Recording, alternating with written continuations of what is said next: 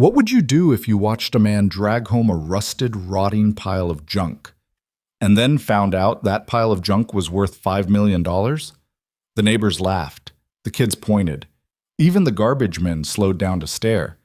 But Adrian Calloway didn't flinch, not once, because the man crouching in that driveway, covered in grease, wearing a flannel shirt with a busted button, that man was a billionaire. And he had just found something the entire world had been searching for 40 years. This is his story, and I promise you, you will not see the ending coming. If you're watching this right now, drop a comment telling me what city you're from. I want to see exactly how far this story travels. Hit that like button and stay with me until the very last second. Let's go. The neighborhood of Sycamore Drive in Beaumont, Texas, was the kind of place where everybody knew everybody's business, except when they didn't. And when they didn't, they made something up. It was a modest stretch of houses, the kind built sometime in the late 80s with good intentions and thin walls. The lawns were mostly maintained. The driveways held the usual mix of minivans and pickup trucks. On Friday nights in summer, you could smell 3 or 4 different barbecue setups running simultaneously, and somebody's kid was always bouncing a basketball at the wrong hour. It was, in the most honest terms possible, an ordinary street, which made Adrian Calloway all the more out of place, though almost nobody on Sycamore Drive understood that yet. He had moved in 18 months ago, quiet and unremarkable, paid cash for the house, which the real estate agent found slightly unusual but not enough to comment on. He drove a 2009 Ford F250 with a cracked passenger mirror that he had been meaning to fix for 6 months. He waved when neighbors waved, returned borrowed tools, kept his grass cut.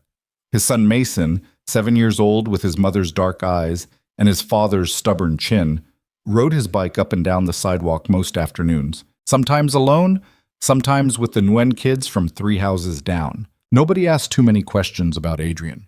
He had that quality, the kind of stillness that discourages interrogation. He wasn't cold, exactly. He would stop and talk about the weather or the Texans' latest disaster of a season.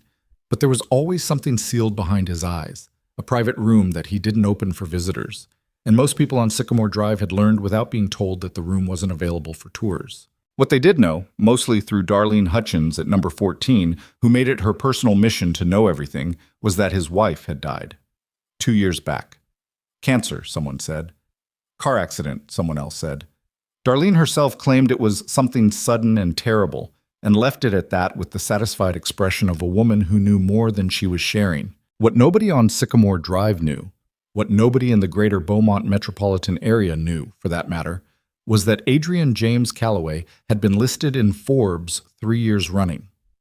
That the private consulting work he did from his garage was actually the quiet management of a tech infrastructure company he had built from a rented storage unit at age 24. That the worn flannel shirts and the cracked mirror were not signs of financial struggle, but of a man who had deliberately stepped away from a world that demanded he perform a version of himself he no longer wanted to be. He wasn't hiding, exactly. He had just stopped raising his hand. The garage behind his house was the one place where the sealed room opened slightly. It was large, larger than it looked from the street, and meticulously organized in a way that suggested a specific kind of mind. Tools hung on pegboards with painted outlines marking exactly where each one belonged.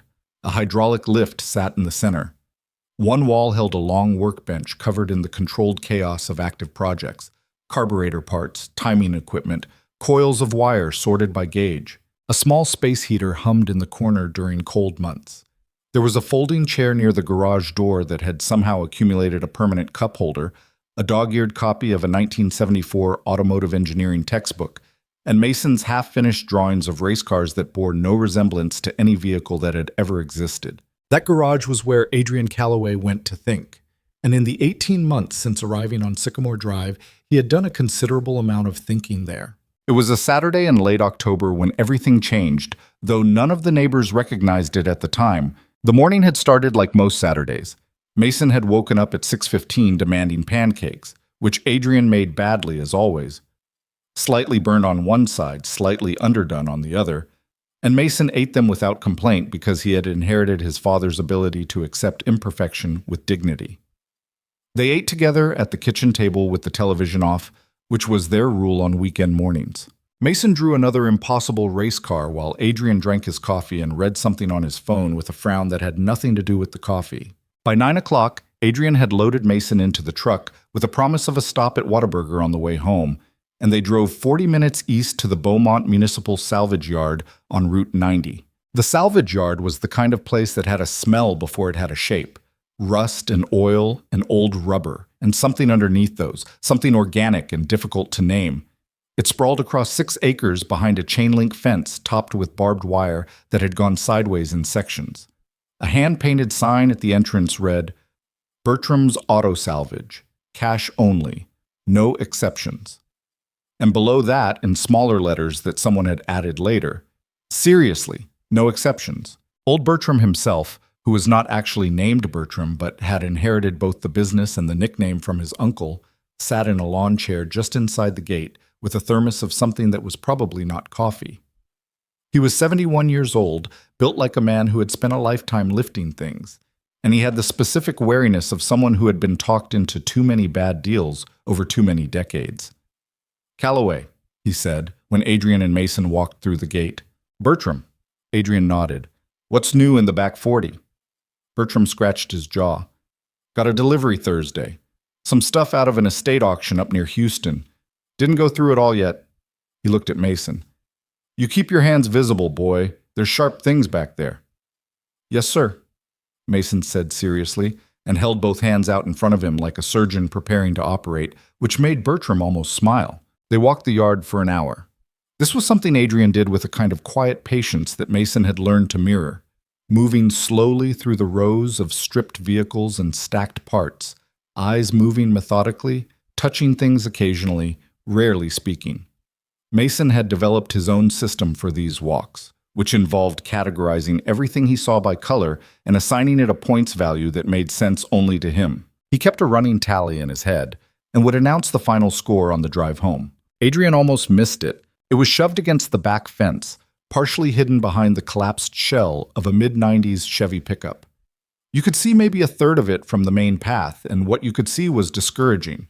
A crushed front quarter panel, no hood, what appeared to be severe frame damage along the driver's side. The windshield was gone. The interior was gutted down to bare metal. The paint, whatever color it had once been, was buried under a uniform coat of rust so complete it looked almost deliberate. Adrian stopped.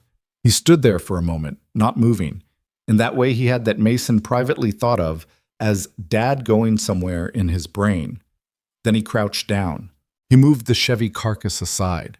It was lighter than it looked, mostly shell, and got low, examining the underside of the wreck. His hand moved along the frame rail slowly, the way a person runs a finger along a line of text they're reading carefully. He tilted his head. He stood up, walked around to the other side, crouched again. "Dad," Mason said. "What is it?" "Don't know yet," Adrian said, which was his standard answer when he did know but wasn't ready to say.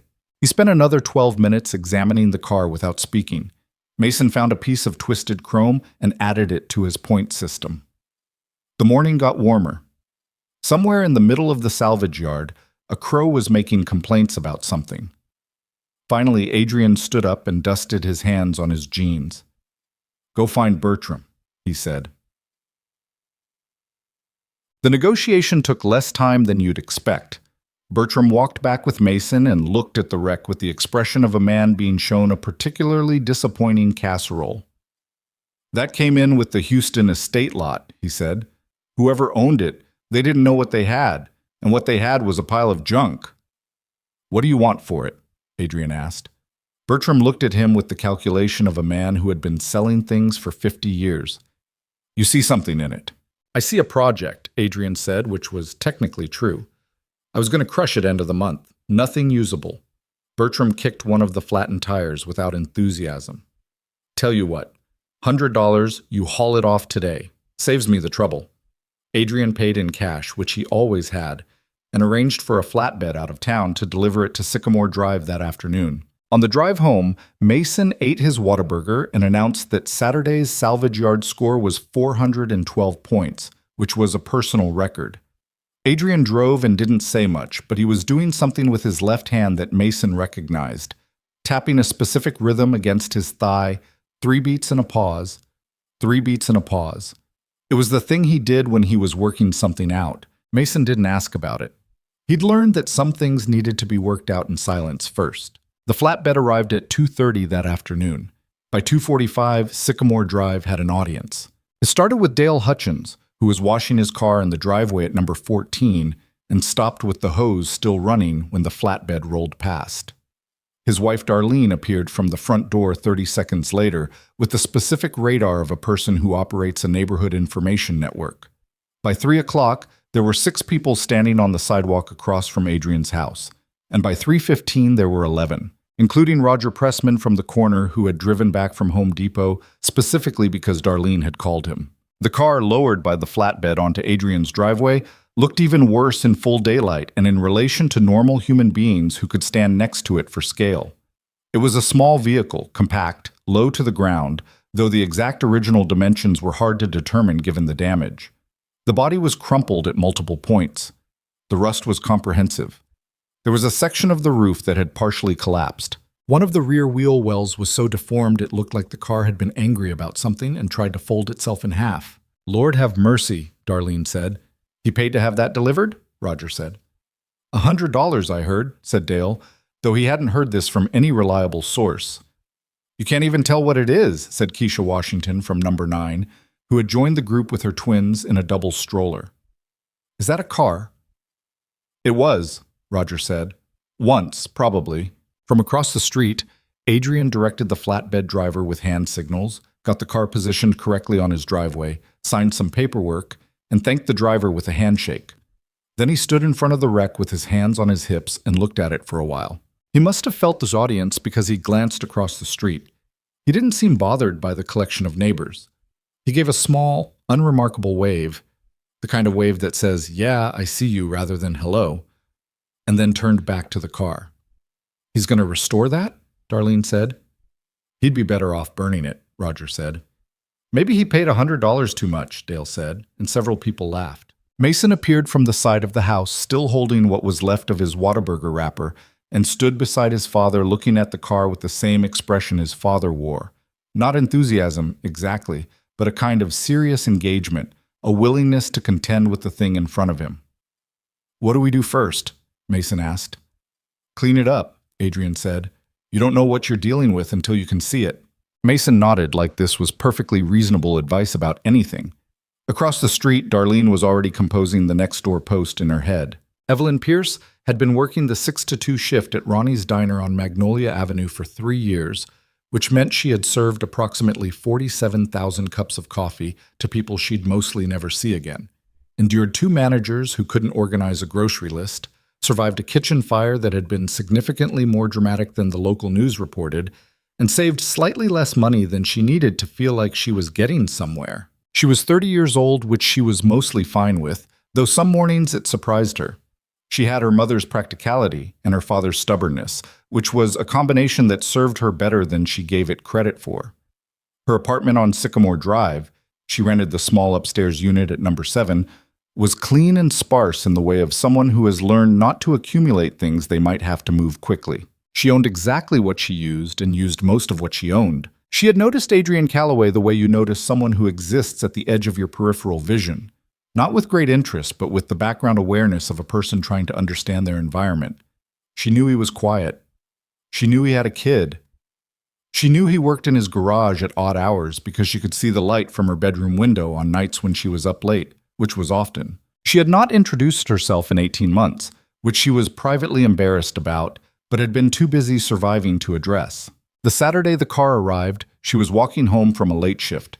The 2 o'clock had stretched to 5 because Carla had called in sick, and Ronnie's scheduling was always a fiction. And she came down Sycamore Drive to find the usual Saturday evening version of the street, which was quiet in the specific way of a place that had been noisier earlier.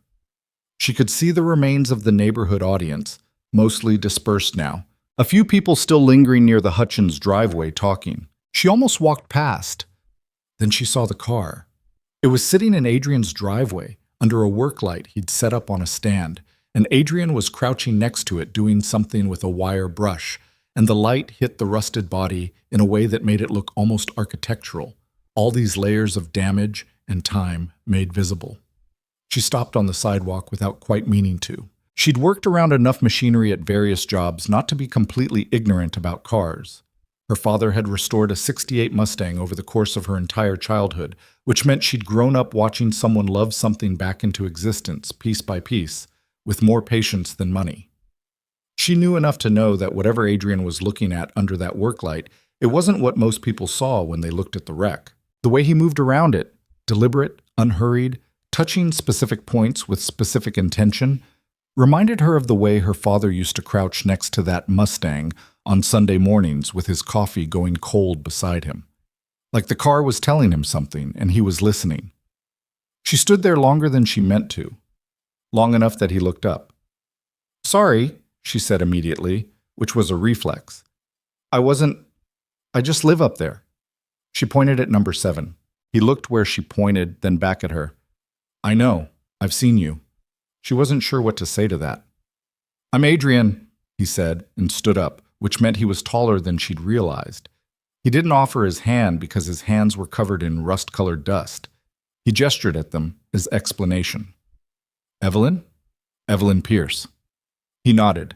Then he looked back at the car, which she understood to be not rudeness, but simply the thing pulling his attention.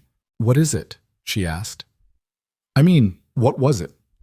He paused before answering, which she would come to understand was how he handled questions he was thinking carefully about. "Don't know exactly yet." "Why did you buy it?" Another pause. "Because nobody else saw it." She looked at the wreck, the crushed panels, the collapsed roof section, the comprehensive rust, the general appearance of something that had given up. And she looked at Adrian, who was looking at the same thing she was looking at, but clearly seeing something different. "I'll let you get to it," she said. "Okay," he said, already back to crouching. She walked up to her apartment, made herself dinner, and sat at her kitchen table with her window open because the October air was finally doing what October air was supposed to do. From 3 houses down, she could see the work light still burning. She thought about what he'd said, because nobody else saw it. It was a strange thing to say about a $100 wreck, but something about the certainty in his voice made it feel less strange than it should have. Adrian worked every night that first week. After Mason was in bed, he would go to the garage or out to the driveway and work until midnight, or 1, sometimes later. He had the discipline of someone who could function on 5 hours of sleep indefinitely, which he'd built out of necessity during the early years of his company when there had been no alternative to functioning on 5 hours of sleep indefinitely. The first task was cleaning. Not restoring, just seeing. He removed decades of accumulated grime with solvents and wire brushes and a pressure washer borrowed from the Nguyen family, working layer by layer the way an archaeologist uncovers something fragile and potentially significant. Mason helped on Sunday afternoon with the water hose and a sponge and an enthusiasm for the work that was more chaotic than useful, but which Adrian accommodated with patience. What emerged beneath the rust, slowly, section by section, was surprising. Not the body, which remained badly damaged and would need extensive work regardless, but the architecture underneath. The frame rails, where accessible, showed geometry that was not standard. The suspension pickup points were in positions Adrian had to measure twice because he wasn't certain he was reading the rusted metal correctly. The rear subframe, cleaned to a point where he could actually examine it, revealed fabrication work of exceptional precision, hand-built, clearly, not stamped from a factory die. He found the first marking on the 3rd night. It was stamped into the frame rail on the driver's side, partially obscured by a bracket that had been welded on at some point and then partially removed, leaving a ghost of itself. Adrian spent 40 minutes with a chemical rust treatment and a flashlight before the numbers and letters were clear enough to read. He sat back on his heels in the driveway and looked at what he'd uncovered for a long time. Then he went inside and opened his laptop. He was still at the laptop at 3 in the morning, with 4 browser tabs open and the remains of a cup of coffee gone cold at his elbow, and the expression on his face was the one he wore when he was trying very hard not to jump to a conclusion he couldn't yet support. Evelyn brought coffee on Tuesday. She hadn't planned it. She'd made a full pot before her Wednesday morning shift and found herself with more than she needed and a reason to not stay in her apartment staring at her budget spreadsheet, which had stopped containing good news some weeks ago. She put some in a thermos, the red one, which was the only one she had, and walked down the street at 8:30 p.m. which she told herself was a perfectly normal thing to do and which she knew was not entirely about the coffee. The garage door was open. Adrian was underneath the car on a creeper, only his legs visible.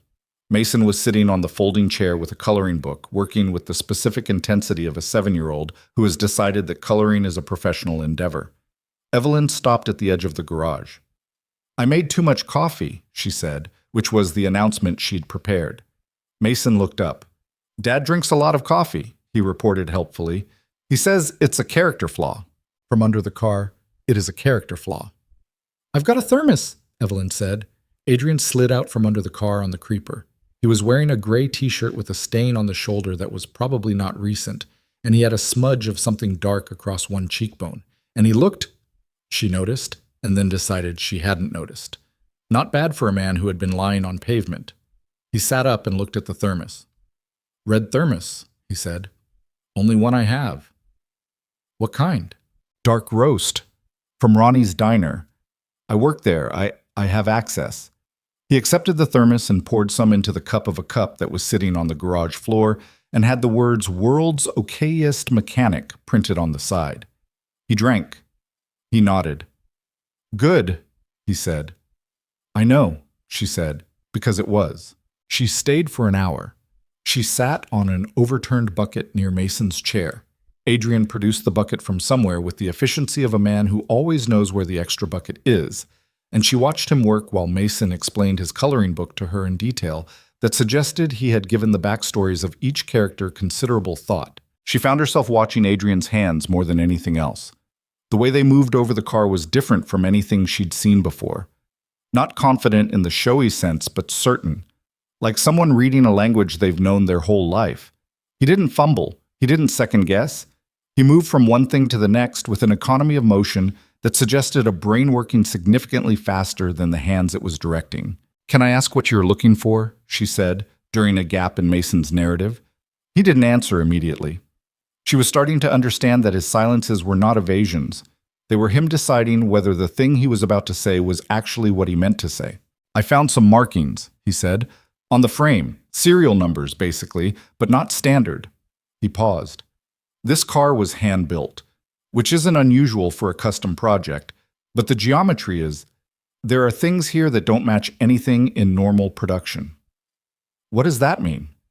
"I don't know yet," he said, and she believed him, and she also believed that "yet" was carrying significant weight in that sentence.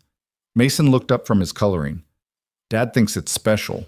"Mason," Adrian said, which was a one-word sentence that meant, "Don't say things I haven't decided yet." "He does, though," Mason told Evelyn, undeterred. Evelyn looked at the car, the damaged, ugly, rust-eaten car sitting in the fluorescent wash of the garage lights, and tried to see what Adrian saw in it. She couldn't, quite, but she could see something in the way he looked at it, a focus that had nothing to do with $100 investments. She walked home at 9:30 with the empty thermos, and she was thinking about something her father had said once, standing over his Mustang with his hands on his hips on a cold Saturday morning. The thing about broken things is, most people stop looking at them, which means most people never see what's underneath. She hadn't thought about that in years. By Thursday, the novelty of the rusted wreck had converted, on Sycamore Drive, from a source of mockery into something more complicated. It had started with Dale Hutchins, who had nothing better to do on his day off, and wandered down the sidewalk Thursday morning with the pretense of checking his mailbox, which was in the opposite direction, and ended up standing in front of Adrian's driveway for 15 minutes. He couldn't see much. The car was inside the garage now, positioned on the lift, and the garage door was closed. But he could hear something. Metal. And a kind of deliberate quiet between the sounds that felt, somehow, significant. He mentioned it to Darlene. Darlene, who operated with the situational intelligence of a small field general, made 3 phone calls and a next-door post that was technically a question about neighborhood noise ordinances, but was actually a dispatch requesting reconnaissance. By Thursday evening, there was a pattern of foot traffic past number 12. People walking dogs, walking children, walking nothing. That was sufficiently unusual that even Mason noticed and mentioned it to his father. "Why do people keep going past?" Mason asked. "Curiosity," Adrian said. "About the car?" "Probably." Mason thought about this. Should we close the blinds? Adrian almost smiled. We don't have anything to hide, bud. This was not entirely accurate, as it turned out.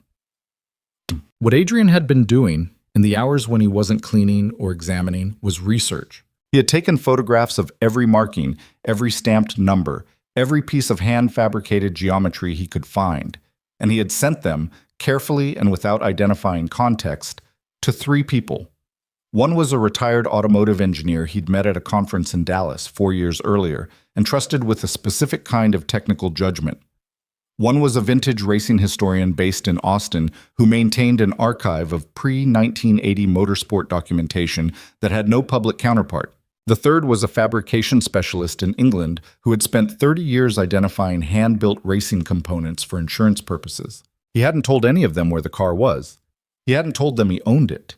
He had sent photographs and asked questions in the detached, technical language of someone conducting theoretical research. All 3 had responded within 48 hours, which was unusual. The kind of unusual that happened when something made someone's hand move faster than their professional caution. The Austin historian, a woman named Deborah Shanks, who had once taken 6 months to return an email about a 1962 Le Mans entry list, responded in 4 hours with a message that was, for her, extremely agitated in tone. It contained 3 questions, 7 technical observations, and 1 sentence that Adrian read several times. If these photographs represent what I think they represent, you need to be extremely careful about who you tell. He sat with that for a while.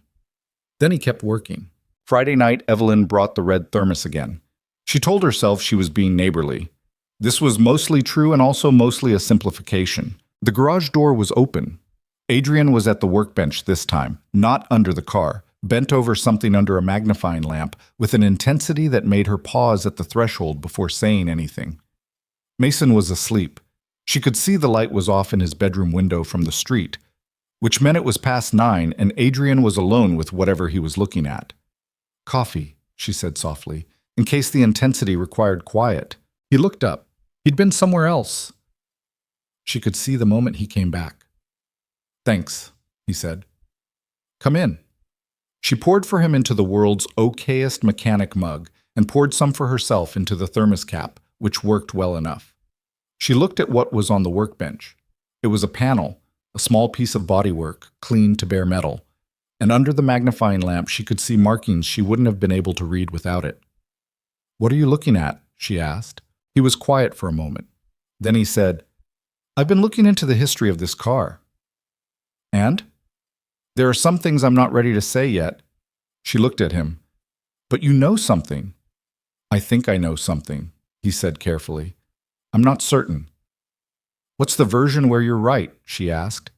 He looked at her steadily. The version where I'm right is unusual. She waited.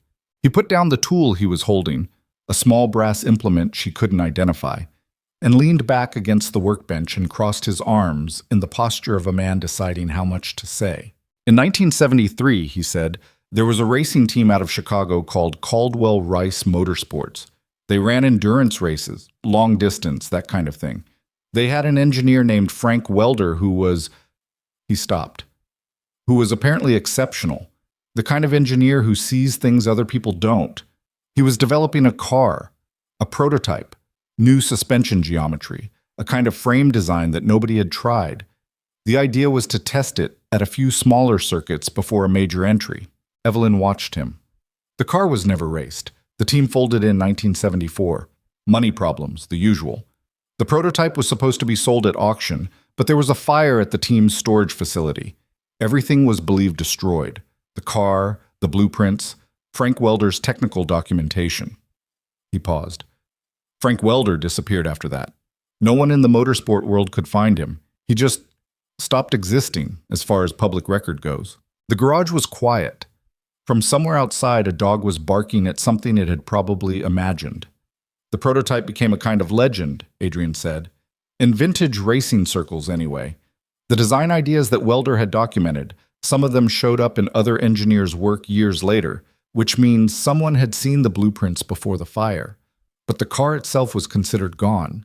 Evelyn looked at the rusted vehicle on the lift, at the crushed panels and the collapsed roof, and the comprehensive damage that had made an entire neighborhood laugh. "You think that's it?" she said. "I think there's a significant possibility," Adrian said, "based on the frame markings, based on the geometry, based on what 3 different people who don't know each other have said when they saw the photographs." He uncrossed his arms. "But I need more evidence before I say it out loud to anyone who matters." She was quiet for a moment, turning her coffee cup in her hands. "How much would it be worth?" she said. "If you're right." He made a sound that wasn't quite a laugh. "I'm not sure there's a number."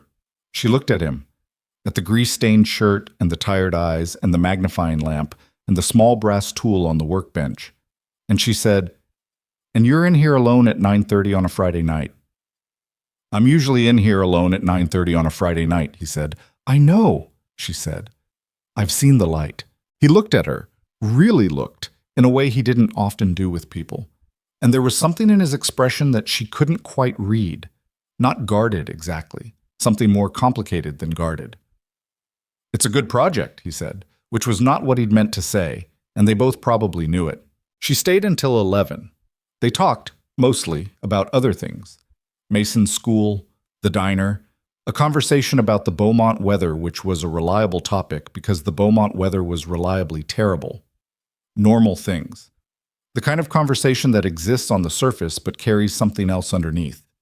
The way the car's surface carried something underneath that nobody on Sycamore Drive could see. When she left, Adrian watched her walk up the street toward number 7, and then he turned back to the garage and looked at the rusted wreck on the lift for a long time. He thought about Frank Welder, a man who had built something extraordinary and watched it disappear. A man who had then disappeared himself. He thought about things that go missing, things that seem lost, things that are actually just waiting for the right person to stop walking past and actually look. He picked up the brass tool and went back to work. What nobody on Sycamore Drive knew about Adrian Calloway, what almost nobody anywhere knew, because he had taken considerable care to ensure this, was that the weight behind his eyes had a specific name. Her name had been Rachel. Rachel Calloway, née Bird, had died 26 months ago on a Tuesday, which was an ordinary day with no business being that kind of day. She had been 30 years old. She had been, and this was the thing that made the ordinary Tuesday so incomprehensible, healthy as far as anyone had known. The aneurysm had given no warning and taken less than 12 hours. Adrian had been in a meeting in Austin when his phone rang. He had landed the company's largest contract that week. He remembered this with the helpless clarity of a man who cannot stop knowing it, that he had been shaking someone's hand in congratulation at approximately the same time. He had never fully decided what to do with this information. He had handled the aftermath the way he handled most problems, which was with tremendous competence and almost no discussion.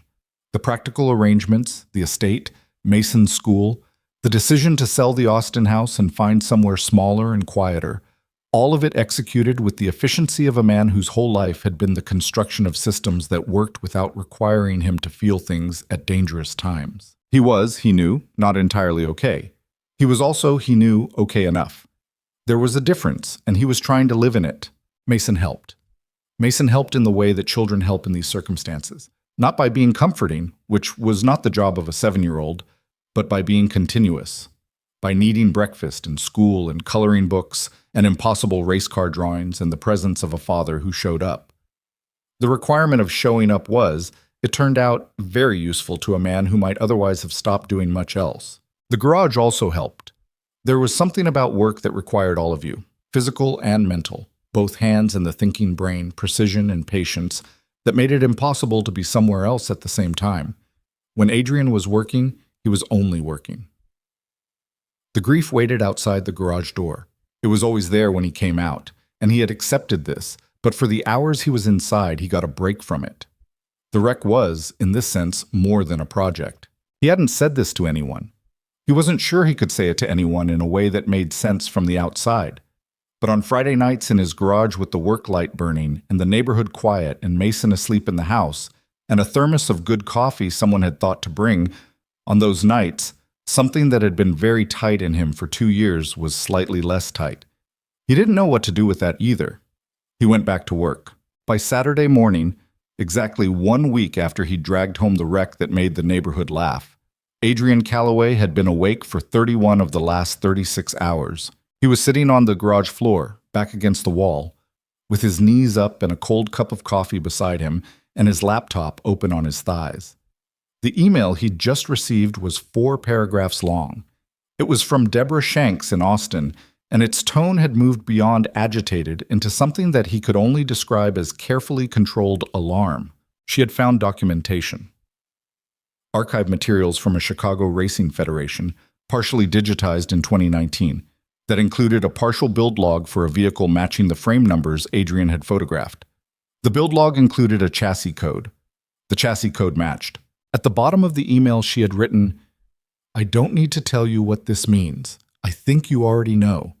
I would strongly recommend you take very seriously what you do next, and who you tell, and when.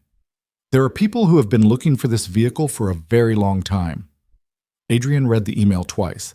Then he closed the laptop and set it aside and sat with his knees up in the quiet garage, looking at the wreck on the lift. It was still ugly, still damaged, still the thing the whole neighborhood had laughed at a week ago. But he knew what it was now. The question was what to do about it. Outside, Sycamore Drive was waking up. He could hear the Nguyen kids' voices, distant, a car starting. The Saturday sounds of an ordinary neighborhood with no idea that the quiet man in the garage at number 12 was sitting in the middle of something extraordinary. Adrian Calloway set down his coffee, stood up, and walked back to the car. He had work to do. The email from Deborah Shanks sat in Adrian's laptop like a small explosive device he hadn't yet decided what to do with. He'd read it 4 times by Sunday morning. Each time the words rearranged themselves slightly in his understanding. Not the meaning, which was clear, but the weight of the meaning, which kept getting heavier. He'd printed it once, looked at the printed copy, and then torn it up and put it in the kitchen trash under the coffee grounds because having it on paper felt like leaving a window open. Mason had woken up at 6:45 that Sunday asking for cereal, and Adrian had made it, and they'd sat at the kitchen table together with the television off the way they always did on weekend mornings. And Adrian had watched his son eat Cheerios with the focused dedication of someone taking the task seriously, and he had thought, not yet for any of this. He needed more before he moved. That was the thing about making decisions with incomplete information. He'd watched enough people do it, in business and in life, to know that the speed of a decision was almost never its most important quality. What mattered was what you knew when you made it. So he went back to work. The second week with the car was different from the first. The cleaning phase was mostly done. What remained was examination, methodical, documented, the kind of work that required a camera and a notebook more than a wire brush. Adrian photographed everything, every weld seam, every machine surface, every stamped number he could find, and he found 6 more after the first one, scattered through the frame and subframe in places that suggested deliberate obscurity. Not hidden, exactly, but placed where only someone looking very carefully would find them. Frank Welder, whoever he had been, had not made things easy to read. But he had made them possible to read, for someone patient enough. Adrian was patient. He cross-referenced each new marking against the documentation Deborah had sent. A partial scan of the build log, 14 pages of faded type, and hand-notated margins that she'd photographed from a microfilm archive at the Chicago Racing Federation's historical collection. The handwriting in the margins was cramped and precise, the notes of an engineer who thought faster than he wrote and was trying to keep up with himself. Some of it Adrian could read. Some of it required him to stare at the screen for extended periods until the shapes resolved into letters. On Monday night, he found the plate. It was underneath the dashboard mounting bracket, in a location so deliberately inconspicuous that he almost missed it even knowing to look carefully.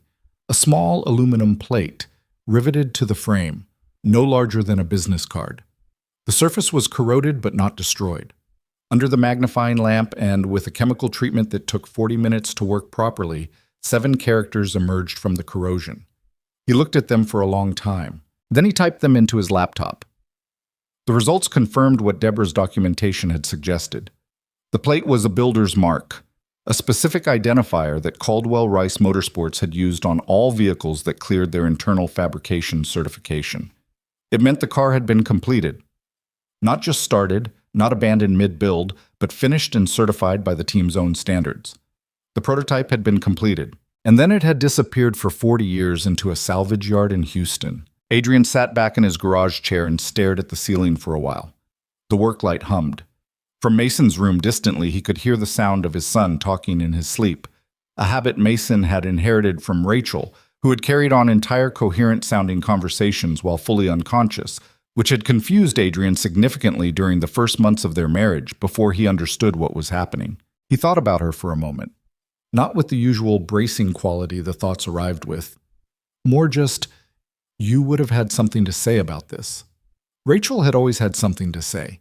She'd had opinions about everything from municipal planning to the ethics of buffet restaurants, and she'd delivered them with the confidence of someone who had done the research and was not particularly interested in debate. He had loved this about her in the way you love things that simultaneously exasperate you. She would have said something practical, something that cut through the complexity to whatever the actual question was. The actual question was, what now? He had something extraordinary sitting in his garage. He had documentation that could support, not prove yet, but support, what he believed it was. He had 3 experts who had seen photographs and reacted with the kind of urgency that didn't attach itself to ordinary things. He had a neighborhood full of people waiting for him to either produce something remarkable or confirm that he was, as Roger Pressman had said, a man who had paid $100 too much. He poured the last of the cold coffee into his mug and drank it without complaint and picked up his camera and went back to work. It was 11:30 at night. He had work tomorrow, calls with his company's operations team, a situation in their Denver data center that had been developing for 2 weeks and required his attention. Mason had school. The lawn needed cutting. He worked until 2. Evelyn brought the red thermos on Tuesday and Wednesday both. She had stopped making explanations for it after the first time, which Adrian appreciated because he had noticed during the explanations that she was better than the explanations gave her credit for. She was sharp and direct in a way that revealed itself gradually, the way warm weather reveals itself in February. Not all at once, but accumulating. On Wednesday, she brought a second mug, her own, which was a development Adrian registered without comment. They talked more on Wednesday than they had on any previous night. She asked better questions than most people. Not about the car's value or what he was going to do with it. The questions everyone around her seemed to be asking, based on the amount of foot traffic that continued to cruise past number 12, but about the engineering itself. About what made the geometry unusual. About Frank Welder and what it meant to disappear from your own history. Do you think he meant to disappear? She asked. Or do you think it just happened to him? Adrian considered this. I think some disappearances are chosen and some are fallen into, he said. And sometimes the person doing the disappearing isn't sure which it is until later. She looked at him over the rim of her mug. That sounds like something you've thought about before. I've thought about most things before, he said, which was true and also not entirely the answer to what she'd asked. She didn't push it. She had a quality he was starting to identify, an ability to recognize when a door was not fully closed and to stand near it without forcing it. It was a more sophisticated quality than it appeared, and it was rarer than people seemed to understand. On Thursday, the automotive world found out. He didn't know exactly how it happened. He had been careful. He believed he had been careful. The photographs he'd sent were stripped of location data. The questions he'd asked were oblique. But Deborah Shanks, for all her archival discipline, apparently had a contact in the vintage racing community with whom she had shared her excitement at a level that exceeded her discretion, and that contact had a forum presence, and the forum had several thousand members, some of whom treated this kind of intelligence the way day traders treat market rumors. By Thursday afternoon, there was a thread on a vintage motorsport forum titled Caldwell Rice Prototype, Located? That had 47 replies before Adrian found it at 7 p.m. while making Mason's dinner. He stood at the stove with a spatula in one hand and his phone in the other, reading the thread with the feeling of a man watching water seep under a door he'd thought was sealed. The thread was mostly speculation. Nobody had a location. Nobody had a name. But the photographs he'd sent Deborah had apparently been shared. He could see the watermarks had been cropped. And several people on the forum had reached the same conclusion he had about the frame numbers, which meant the information was no longer contained. He finished making dinner. He served Mason his spaghetti and sat across from him and listened to Mason's account of an injustice that had occurred at recess involving a disputed boundary in a game whose rules Mason explained with the intensity of a legal argument. Adrian asked appropriate questions. He helped with the homework that followed. He read 2 chapters of the book they were working through together, which was an adventure story about a 12-year-old who discovered a map and whose parents were both conveniently absent from the plot, as was traditional. He put Mason to bed. Then he went to the garage and called Deborah Shanks. She picked up on the second ring, which meant she'd been expecting the call. "I know," she said, before he said anything. "How much did you tell him?" A pause. "More than I should have. I'm sorry, Adrian. I was excited. You have to understand, I've been looking at records and documentation of this car for 15 years. When I thought it might actually exist..." She stopped. "It doesn't excuse it. I should have been more careful." "It's out now," he said. "Yes." "Who's going to come looking?" Another pause, this one heavier. "The forum membership includes people who work for several major collections, private collectors who have standing offers for anything connected to Caldwell Rice, and..." She hesitated. "Victor Laurent has a Google alert for that chassis code. Has for years, I'm told." The name landed in the garage like something physical. Victor Laurent was not a name that required explanation in motorsport circles, and Adrian knew the circles well enough. Laurent was 73 years old, French-American, and had spent 40 years building one of the most significant private automotive collections in the world from a base in Santa Fe, New Mexico. He had raced himself in his 30s, Formula Atlantic style, some endurance work, before an accident in 1981 ended his driving career and redirected his formidable energy into acquisition and preservation. His collection was rumored to contain vehicles that museums had been trying to borrow for decades. He was known for 2 things equally: his taste, which was exceptional, and his persistence, which was legendary. He had been publicly associated with the search for the Caldwell Rice prototype at least twice in automotive press coverage that Adrian had already found in his research. Once in a 2009 interview where he'd called it the most significant unrecovered vehicle in American motorsport history.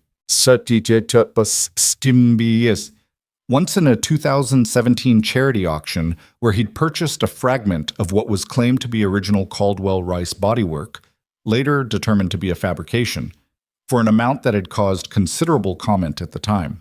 "How long do I have?" Adrian asked. "Before someone shows up," Deborah said. "If Laurent has a Google alert and the forum post is indexed, I wouldn't assume more than a few days." He looked at the car, at the dents and the damage and the work he'd done and the work that remained. At the plate he'd uncovered Monday night, the 7 characters that confirmed what the car was. "Thank you for telling me," he said. "I'm sorry I created the problem," she said. "You confirmed what I already knew," he said. "The problem would have come eventually." He hung up and sat in the garage with his hands on his knees for a while, thinking. The neighborhood was quiet. The work light hummed. The car sat on the lift under the fluorescent glow, still damaged, still ugly, but no longer anonymous. He thought about what to do next and made a decision that surprised him slightly, which was that he wasn't going to do anything yet. He was going to keep working. He was going to document everything he could document in the time he had, because whatever happened next, he wanted to know this car fully before it became something else, before it became an event instead of a project, before the world arrived and took it out of the quiet space of what it had been, when it was just him and a $100 wreck and a work light and cold coffee. He picked up his camera. He had a few days. He was going to use them. The next morning, Friday, Mason announced at breakfast that several kids at school had asked him if his dad was famous. Adrian looked up from his coffee. "What did you say?" "I said no," Mason said. "Are you?" "No," Adrian said. Mason considered this with the thorough fairness he applied to most questions. "Okay," he said. "But Tommy Nguyen said his mom heard that you found something important in the car." "Tommy Nguyen's mom doesn't know what's in the car." "That's what I said." Mason ate a spoonful of cereal. "I said Dad doesn't talk about the car to people." He paused. "Except to the coffee lady." Adrian looked at his son. "The coffee lady. Evelyn. She comes with the red thermos." Mason said this with the matter-of-fact tone of someone reporting observable facts. "She stays for a long time." "She's a neighbor," Adrian said. "Mm-hmm," Mason said, in a tone that implied he was filing this information in a category Adrian might not have intended. Adrian drank his coffee and said nothing further, which was a tactical decision. He called Evelyn that afternoon, which was the first time he had called her. He'd gotten her number from the building's shared information sheet that all tenants on the block had contributed to, which had seemed appropriate and also slightly cowardly, a distinction he chose not to examine. She picked up on the third ring.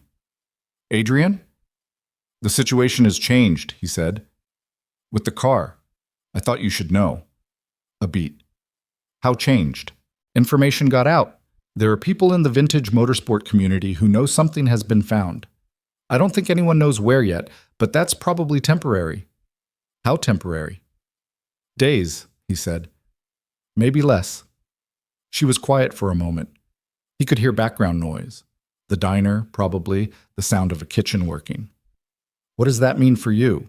"It means I need to decide some things before someone else decides them for me." He paused. "I thought you might want to be around for that conversation." The pause before she answered was short. "What time?" "Tonight, after Mason's asleep, 8:30. "I'll bring the thermos," she said. She arrived at 8:25, which he noticed.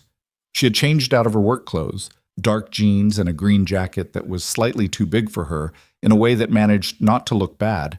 And she brought not just the thermos, but a box of the butter cookies from Ronnie's that were, objectively, one of the better things Ronnie's produced. Mason was asleep.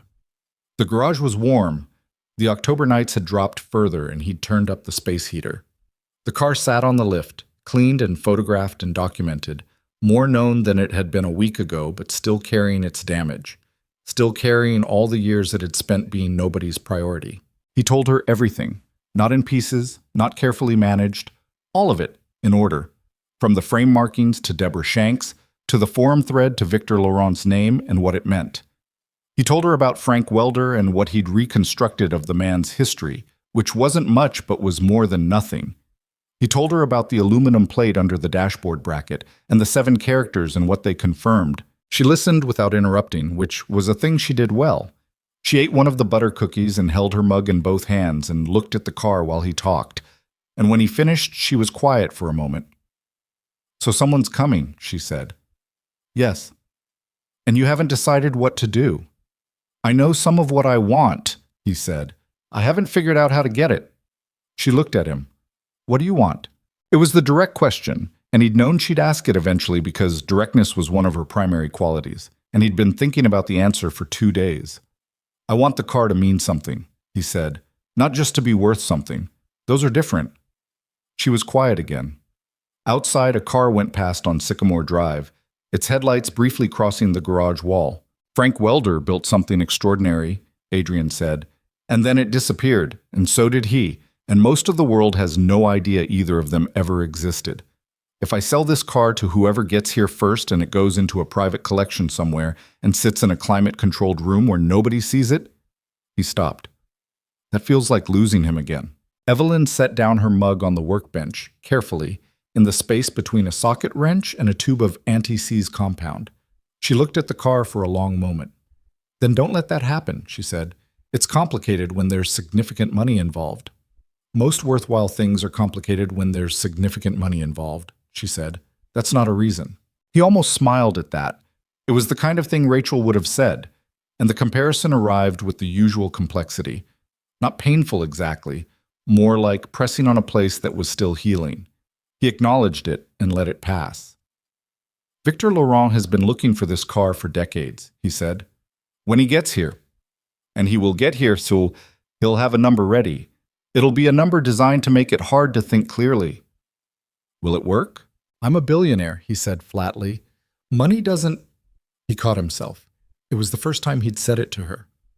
The word just landed there in the garage between them. She didn't react the way most people reacted. She didn't go still, didn't recalibrate the way he'd watched people recalibrate when they found out, reassessing everything they'd said in the new light of the information, adjusting their posture toward him. She just looked at him steadily. "Okay," she said. "That's it?" he said. "What do you want me to say?" He considered this. "Most people have more of a reaction." "I figured," she said.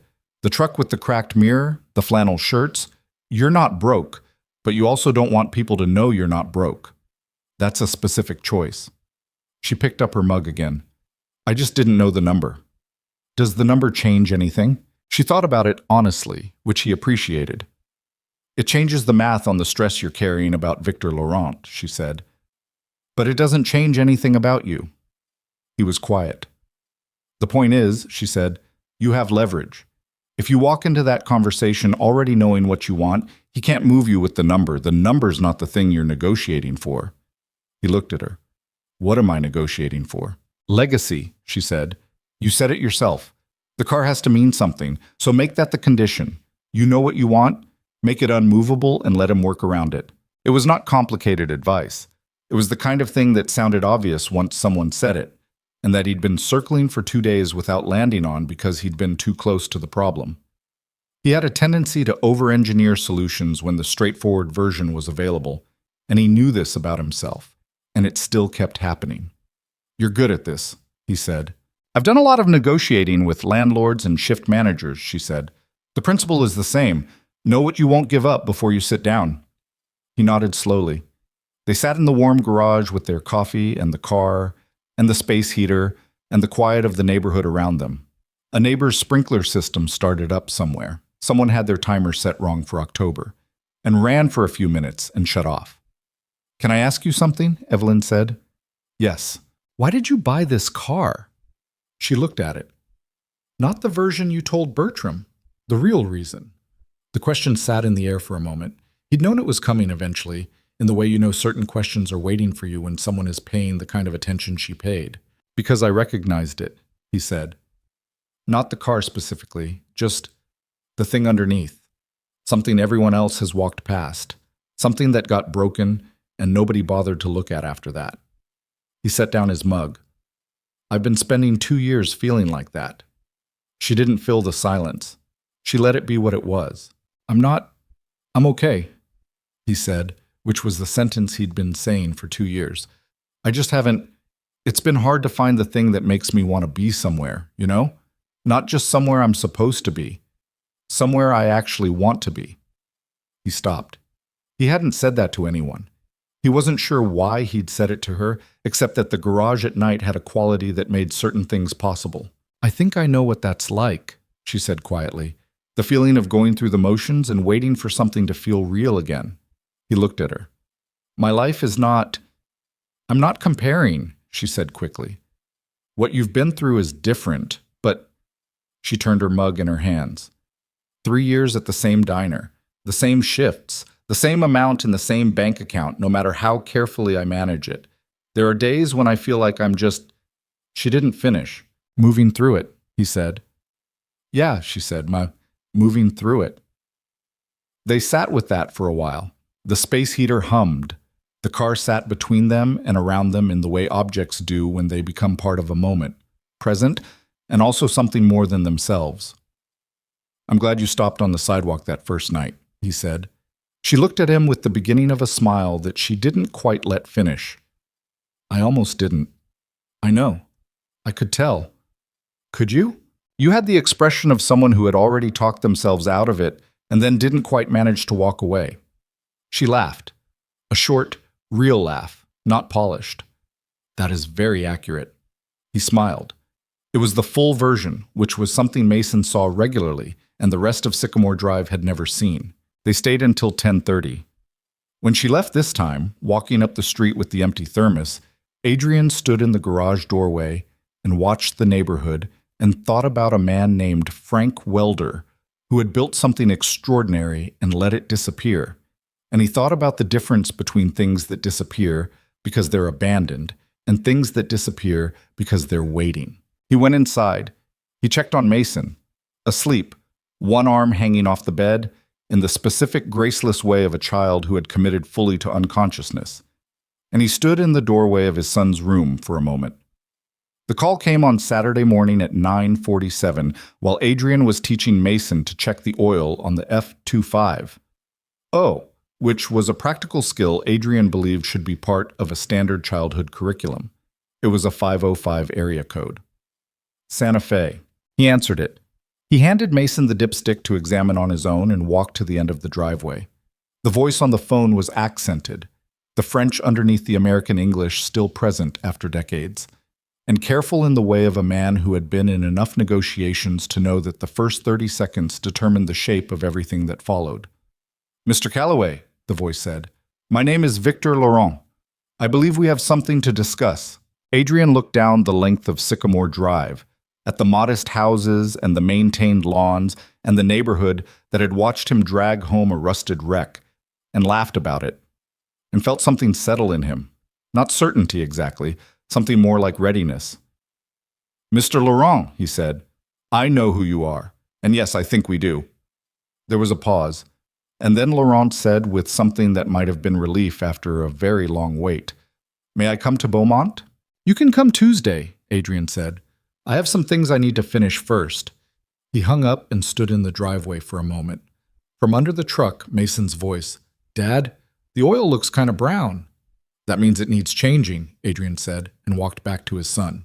Across the street, Dale Hutchins had come out for his morning paper and was watching with the specific expression of a man who knows something is happening and cannot figure out what it is. Adrian nodded at him. Dale nodded back, uncertain. The car was in the garage. Tuesday was 3 days away. And in those 3 days, Adrian Calloway intended to know that vehicle as completely as it was possible to know it. Every weld and every marking and every piece of hand-built precision that Frank Welder had put into it before the world lost track of both of them. Before it became worth millions of dollars to someone else, he was going to understand what it had cost one man to build it. He owed Welder that much. He wasn't sure why he felt that way, only that he did, and that he'd learned in the last 2 years to trust the feelings that arrived without full explanation. He went back into the garage and got to work. Sunday he photographed for 6 hours. Monday he documented. Monday night, after Mason was asleep, he called his company's legal team and had a 40-minute conversation that the lawyer on the other end found somewhat unusual, but followed with the professional neutrality of someone being paid to follow things. He had a framework in mind. It was not complicated. It was, in fact, exactly what Evelyn had said. Know what you won't give up before you sit down. He knew. By the time Tuesday morning arrived, Sycamore Drive was doing the thing that Sycamore Drive did when it sensed something. The slow-motion gathering that looked like coincidence but wasn't. Darlene Hutchins was gardening, which she never did on weekday mornings. Roger Pressman's car was in his driveway, which it shouldn't have been on a Tuesday. Keisha Washington was pushing the twins in the stroller in a route that happened to take her past number 12 at intervals. The black SUVs arrived at 11. 2 of them, Texas plates, the kind of vehicle that announced resources without advertising them. They parked in front of Adrian's house with the coordinated efficiency of a team that traveled together regularly. Victor Laurent got out of the second one. He was smaller than photographs suggested, not physically diminished, but compacted, the way people who have spent a lifetime moving through the world with intention can appear smaller than they are until they speak. He was 73, but moved without the apology of age.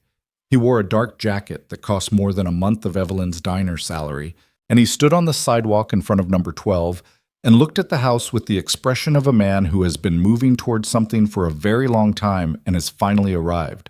Adrian was already standing in the driveway, hands in his pockets, in the worn flannel shirt with the busted button. Laurent walked toward him. He stopped a few feet away and looked at Adrian with dark, evaluating eyes that had spent 50 years assessing things of value. "Mr. Calloway," he said. "Mr. Laurent." Adrian nodded. "Is it here?" Laurent said. He asked it simply, without preamble, and the simplicity of it, the 40 years of waiting compressed into 3 words, was something Adrian registered. "It's here," he said. "Come and see." He led Victor Laurent into the garage, and he stepped aside and he watched the 73-year-old man see for the first time the thing he had spent decades looking for. What happened to Laurent's face in that moment was something Adrian had not quite prepared for.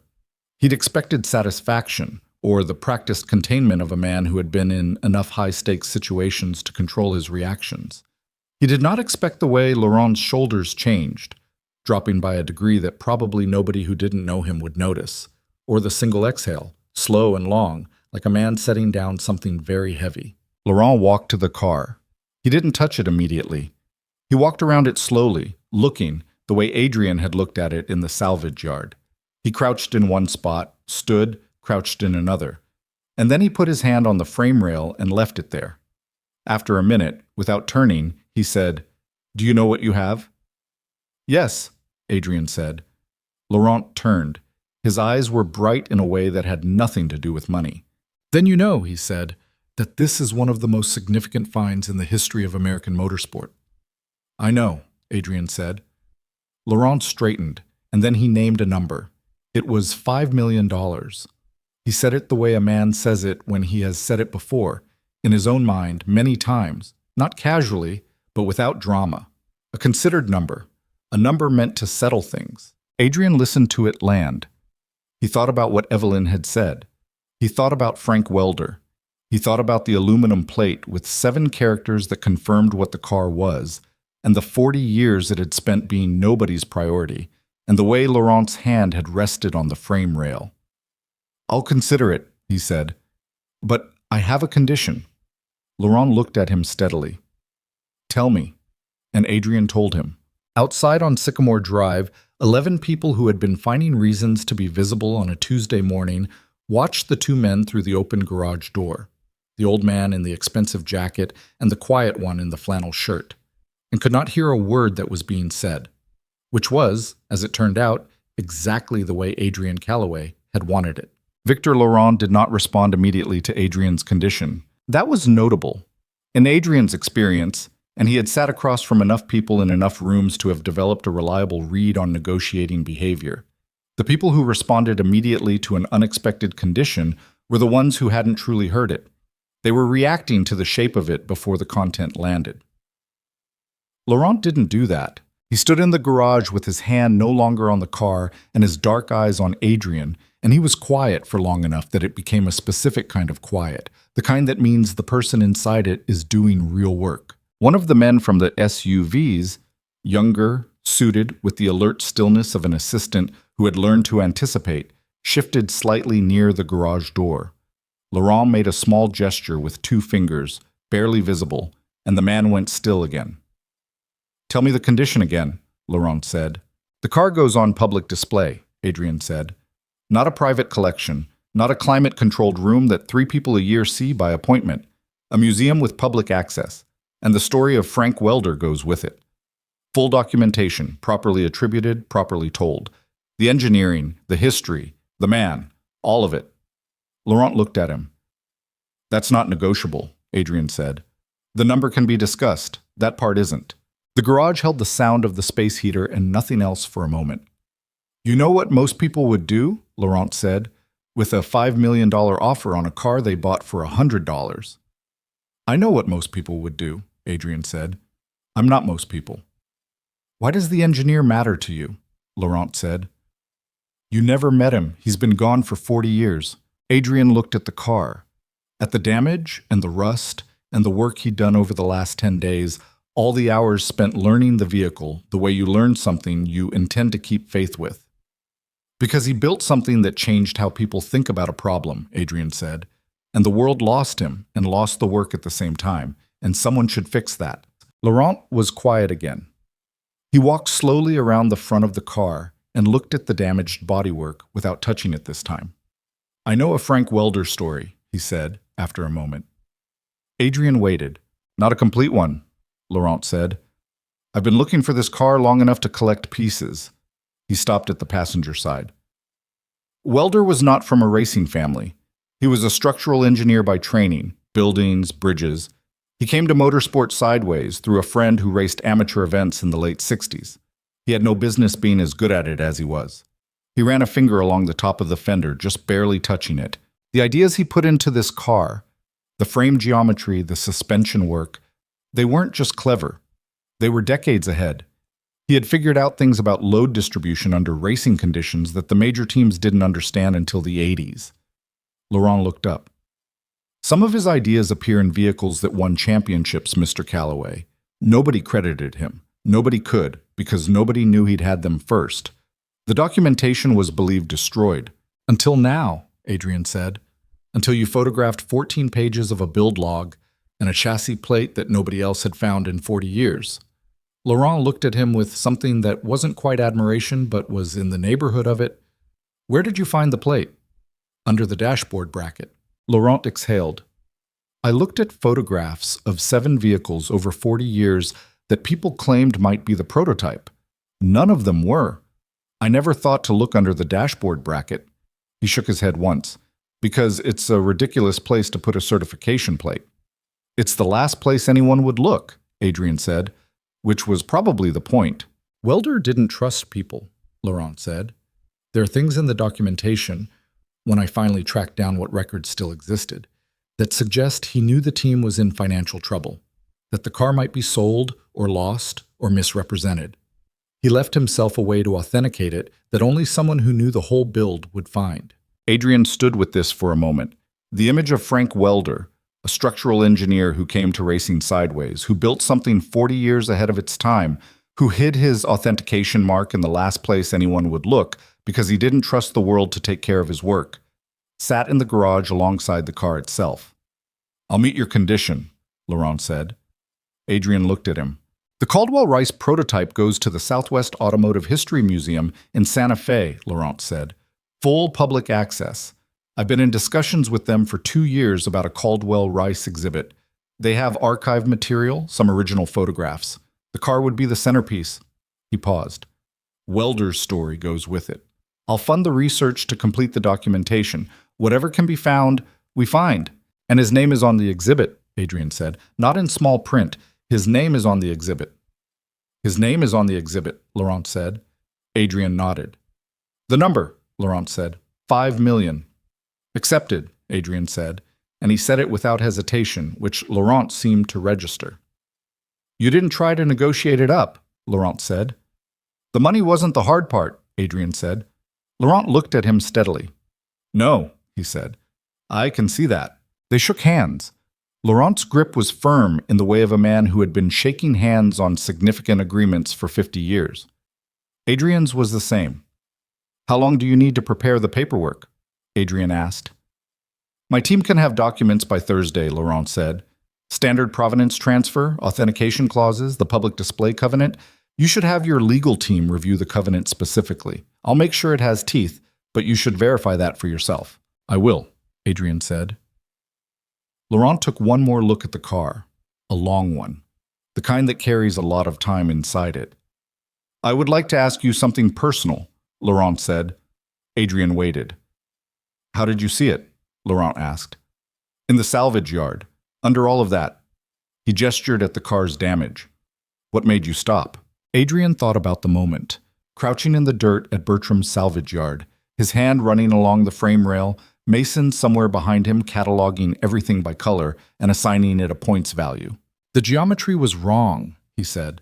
Not wrong, different. The pickup points were in positions I hadn't seen before. It didn't match any production vehicle I knew. He paused. And somebody had built this thing very carefully. Under all the damage, you could still feel the care in it. I don't know how else to describe it. Laurent nodded slowly. Frank Welder, he said, put 18 months into that car. By hand, mostly alone from what I've been able to piece together. The team gave him the space and the materials and largely left him to it, which was either their smartest or their most negligent decision depending on how you look at it. Probably both, Adrian said, but probably both, Laurent agreed. He left with his team at 12:30. The black SUVs pulled away from Sycamore Drive in the coordinated way they'd arrived, and the street went back to its ordinary appearance, and the 11 neighbors who had been finding reasons to be visible on a Tuesday morning dispersed with the frustrated expressions of people who had witnessed something significant without being able to determine what it was. Adrian stood in the driveway and watched the SUVs go and felt something he hadn't expected to feel, which was a kind of grief, not regret. He didn't regret the decision. The condition was right. He'd known it before Laurent arrived.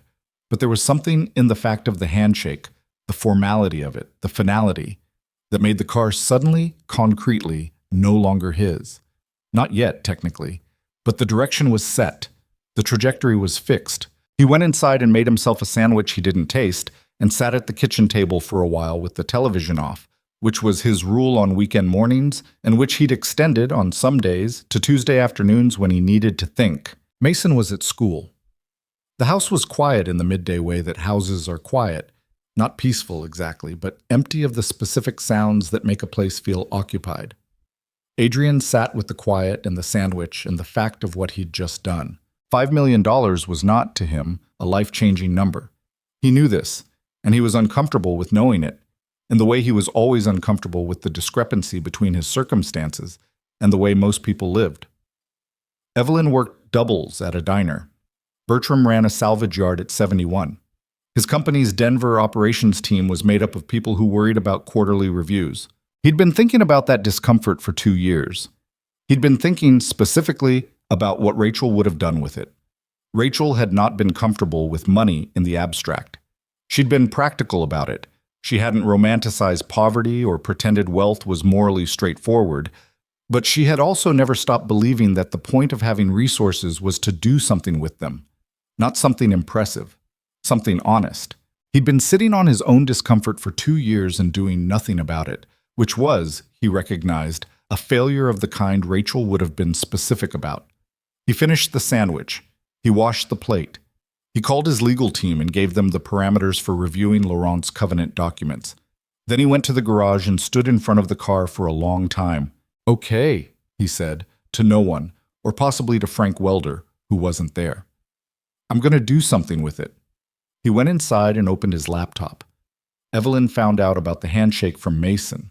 This was not the order in which Adrian had intended information to travel, but Mason arrived home from school at 3:15 with the after-school care teacher, as he always did on Tuesdays, and the first thing he said, dropping his backpack by the door with his characteristic disregard for its contents, was, "Tommy Nguyen's mom says there were fancy cars outside our house today. Did you sell the car to the fancy car people?" Adrian was on a call with his Denver operations team, which had been ongoing for 45 minutes and had not yet resolved the data center situation. He held up one finger in Mason's direction, which Mason interpreted correctly as, "Wait, I'm working," and Mason got himself a juice box from the refrigerator with the practiced independence of a child who has learned not to require assistance for juice acquisition. When the call ended at 4, Mason was on the kitchen floor drawing, and Adrian sat down across from him. "How did Tommy Nguyen's mom know about the cars?" Adrian asked. "She was walking past," Mason said, without looking up from his drawing. "She said they were Mercedes. Are Mercedes fancy?" "They're expensive." "Same thing?" "Mostly," Adrian said. "Yes, I had a meeting today. About the car." Mason looked up. "Did you sell it?" "We shook hands," Adrian said. "The paperwork isn't done yet." Mason processed this. His face moved through something complicated and then settled. "Is that okay?" he said. "That you sold it?" It was a better question than most adults would have thought to ask, and Adrian sat with it for a moment. "Yeah," he said. "It's okay. It's going somewhere good." "A museum?" "A museum." Mason nodded, satisfied. He went back to his drawing, which appeared to be a vehicle with approximately 12 wheels arranged in a configuration that defied engineering. "Can we go see it when it's in the museum?" "Yes," Adrian said. "We're definitely going to go see it." He called Evelyn at 5 before her dinner shift started. "Laurent came," he said. "I know," she said. "Mason texted me." Adrian stopped. "Mason texted you?" "He has my number. We exchanged numbers last week when he wanted to ask me something about coloring pencils." A pause. "He said you shook hands with a fancy car man and that it was okay." "He's surprisingly accurate for 7, Adrian said. "What was the condition?" He told her. All of it. Laurent's agreement, the Southwest Automotive History Museum, the welder exhibit, the public access covenant. He told her about the conversation before the handshake, what Laurent had said about Welder being a structural engineer who came to racing sideways, about the ideas that showed up in championship-winning vehicles decades later with no attribution. She was quiet for a moment when he finished. "How do you feel?" she asked. "Strange," he said honestly, "like something ended and something else is about to start and I'm standing between them." "That's usually accurate," she said, "about those kinds of moments." He told her the number. She went quiet in a different way. $5 million, she said. "Yes." "For a $100 car." "The $100 was something of an undervaluation," he said. She laughed, short and real. Then, "What are you going to do with it?" He told her about that, too, The thing he'd been thinking about since the sandwich in the quiet kitchen. The thing Rachel would have said he'd been sitting on for too long. I want to set something up, he said. A fund. For families in situations like... He stopped, found the words. I was lucky. I could disappear from the world when I needed to, and my son didn't suffer for it financially, and I know how unusual that is. I know what it looks like when people don't have that. My operations team, some of them have kids and they're working on margins I couldn't live on for a week. He paused.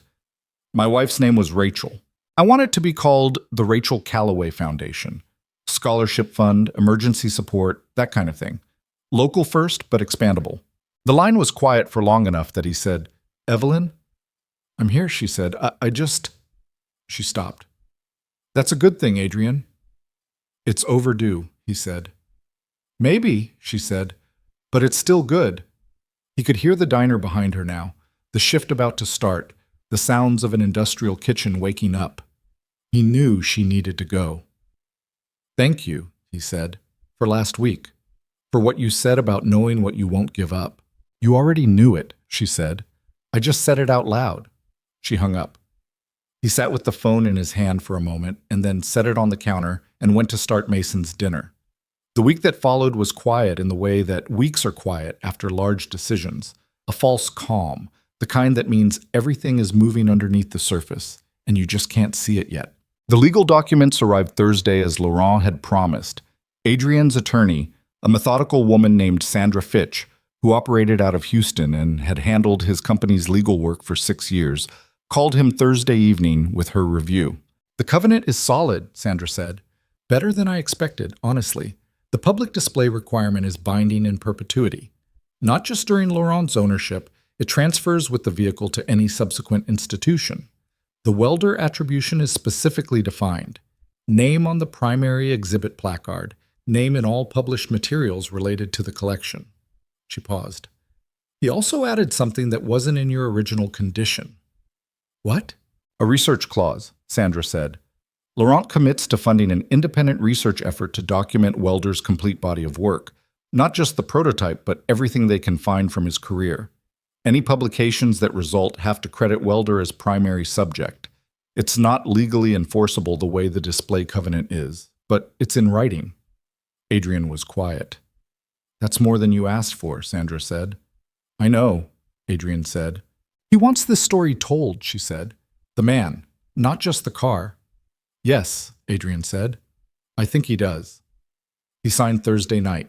Scanned, emailed, done. The car was no longer his in any meaningful sense, though it would remain in his garage until Laurent's transport team arrived in 2 weeks to take it to Santa Fe. 2 weeks. He wasn't sure how he felt about those 2 weeks, except that he intended to use them.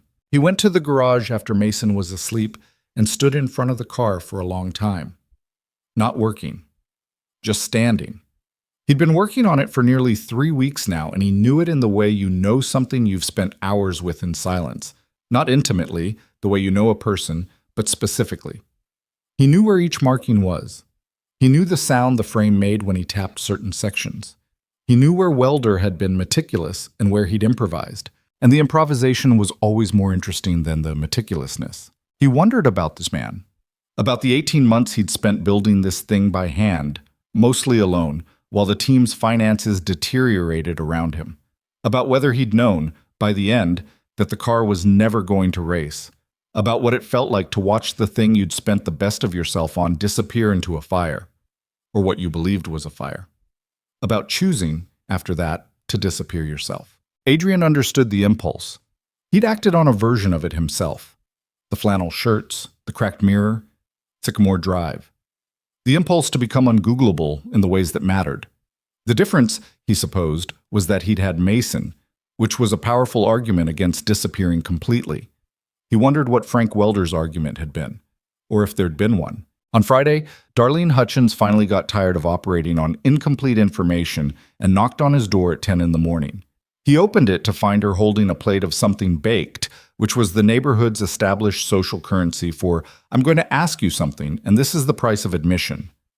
Good morning, she said. I made banana bread. He accepted the plate. Thank you, Darlene. There was a man here Tuesday, she said, without bothering to build to it. Expensive cars. Who was he? Adrian had been thinking about what to say to the neighborhood about the car. He'd been thinking about it since Tuesday, and he'd reached a conclusion that felt right in the way his decisions felt right when they aligned with something honest. "Come in," he said. He made coffee. She sat at his kitchen table with the specific alertness of a woman whose information network was about to receive a major update. He set coffee in front of her and sat across the table and told her the truth. Not all of it, not the financial details, but the essential shape. The car, the markings, Frank Welder, Victor Laurent, the museum in Santa Fe. He told it plainly, without drama, the way you tell true things. Darlene listened. For once in Adrian's experience of her, she listened without interrupting. When he finished, she was quiet for a moment. Then, "The car everyone laughed at." "Yes." She wrapped both hands around her coffee mug. "Lord," she said softly. He waited. "I told Dale it was worthless," she said. "We all said—" She stopped. "How did you know, just looking at it?" "I looked carefully, he said. "Most people don't look carefully at things that appear to be ruined." She sat with this in a way that suggested it had landed somewhere personal. "The man on Tuesday," she said. "He was the buyer?" "Yes, Victor Laurent. He's been looking for that car for 40 years. And you found it at a salvage yard for $100. Bertram's on Route 90, he said. She laughed, a surprised sound, quick and real. Then she sobered. "You're a quiet person," she said. I didn't know, none of us knew." She gestured vaguely, which seemed to encompass everything about him she hadn't known. "I prefer it that way," he said. She nodded, accepting this in a way that suggested she was recalibrating something fundamental about how she'd understood the neighborhood. "Well," she said. She drank her coffee. "The banana bread is good, for what it's worth." "It is," he said, which was true. She left 20 minutes later. By noon, Sycamore Drive knew the story in its broad outlines, which was inevitable and which Adrian had made peace with. What he hadn't anticipated was the knock on the garage door Saturday afternoon from Roger Pressman. Roger was 62, retired military, had lived on Sycamore Drive for 11 years, and had, on the day the car arrived, made the comment about burning it. He was not, in Adrian's assessment, a man with a particular gift for sentiment. He stood at the garage door in a Saturday fishing vest, which he wore regardless of whether he was going fishing, and looked at the car with his hands in his pockets. "Can I see it?" he said. Adrian let him in. Roger walked around the car the way most people who were genuinely looking at something walked around it, slowly, without talking. He crouched in a couple spots. He looked at the underside briefly, without touching. He stood back and looked at the whole thing. "I said it should be burned," Roger said without preamble. "I heard," Adrian said. "I was wrong." Adrian said nothing, which Roger seemed to take as the appropriate response. "What I can see," Roger said, "even without knowing what I'm looking at, whoever built this cared about it. You can see that, even with the damage." He put his hands back in his pockets. "I spent 22 years in the military, and I've seen a lot of things that looked broken. Sometimes they were, sometimes they weren't." He looked at Adrian. "I should have looked more carefully." It was a more substantial admission than Adrian had expected from Roger Pressman, and he received it with the same respect with which it had been offered. "Most people don't," Adrian said. "Doesn't make it right," Roger said. Then, "Where's it going?" "Museum in Santa Fe, 2 weeks." Roger nodded. He took one more look at the car. "Good," he said. "It should be somewhere people can see it." He walked to the garage door and then stopped. "The man who built it, Welder. Did he know it survived the fire?" "I don't know," Adrian said. "He might still be alive," Roger said, "if he's not too old." Adrian had thought about this. He'd thought about it quite a bit, actually. "He might be," he said. "Someone should look," Roger said. "Yes," Adrian said. "Someone should." Roger left. Adrian stood in the garage with Roger's question sitting in the space the man had vacated. He'd been trying not to think too directly about this, about the possibility that Frank Welder was not simply a historical figure, but a living person, somewhere, who had spent 40 years not knowing that the thing he'd built had survived. Because if Welder was alive, And if he'd spent 40 years believing the prototype was gone, believing his work was ash, then the discovery didn't just matter for the museum exhibit. It mattered for him. Adrian sat down on the garage floor, back against the workbench, and thought about that. He was still thinking about it when Evelyn appeared at the garage door at 6 with the red thermos and a paper bag from the diner. "I brought food," she said. "Real food, not just coffee. Ronnie's makes a decent chicken sandwich when the right person is on the grill." He hadn't eaten since the banana bread. He hadn't noticed until she said it. She sat on the overturned bucket, same spot as always, and he sat on the creeper he'd pulled out from under the workbench, and they ate the chicken sandwiches, which were, in fact, decent. Mason came out from the house in his pajamas at 6:30, which meant bedtime had already been negotiated down from 7 to 7:30, and he was conducting a final reconnaissance before the process became unavoidable. "Evelyn," Mason said, with the satisfaction of someone finding something they expected to find. "Hey, bud," she said. "Why are you in pajamas at 6:30? "Dad says 7:30, Mason said, making this sound like an injustice while also reporting it accurately. "He makes the rules," she said. Mason considered this philosophical position. "Do you want to see my drawing?" he said. "I made a new one." He produced it from somewhere. It had clearly been in his pajama pocket, which raised questions about his level of premeditation, and handed it to Evelyn. She looked at it with genuine attention, tilting it slightly as though calibrating for the correct angle. "This one has 17 wheels," she said. 18, Mason corrected. "One is behind the thing." "What thing?" "The thing in the back." Mason pointed at a shape that could have been many things. "It makes it go faster." "Of course," she said. She looked at him. "It's great. I like the colors." Mason received this with dignity and said goodnight to both of them, shook his father's hand. They had a handshake, complicated and specific, and went inside. The garage was quieter after Mason. "Roger Pressman came by today," Adrian said. "I know. I saw him go in." He asked if Welder might still be alive. Evelyn looked at him steadily. "What do you think?" "He'd be in his 80s, roughly, based on what I've been able to piece together about his career timeline." Adrian looked at the car. "He might be." "Laurent's research fund," she said. "That could find him." "If he can be found," Adrian said. "He disappeared on purpose. 40 years is a long time to be unfindable." "People disappear until someone looks hard enough," she said. "You found his car under 40 years of rust." He looked at her.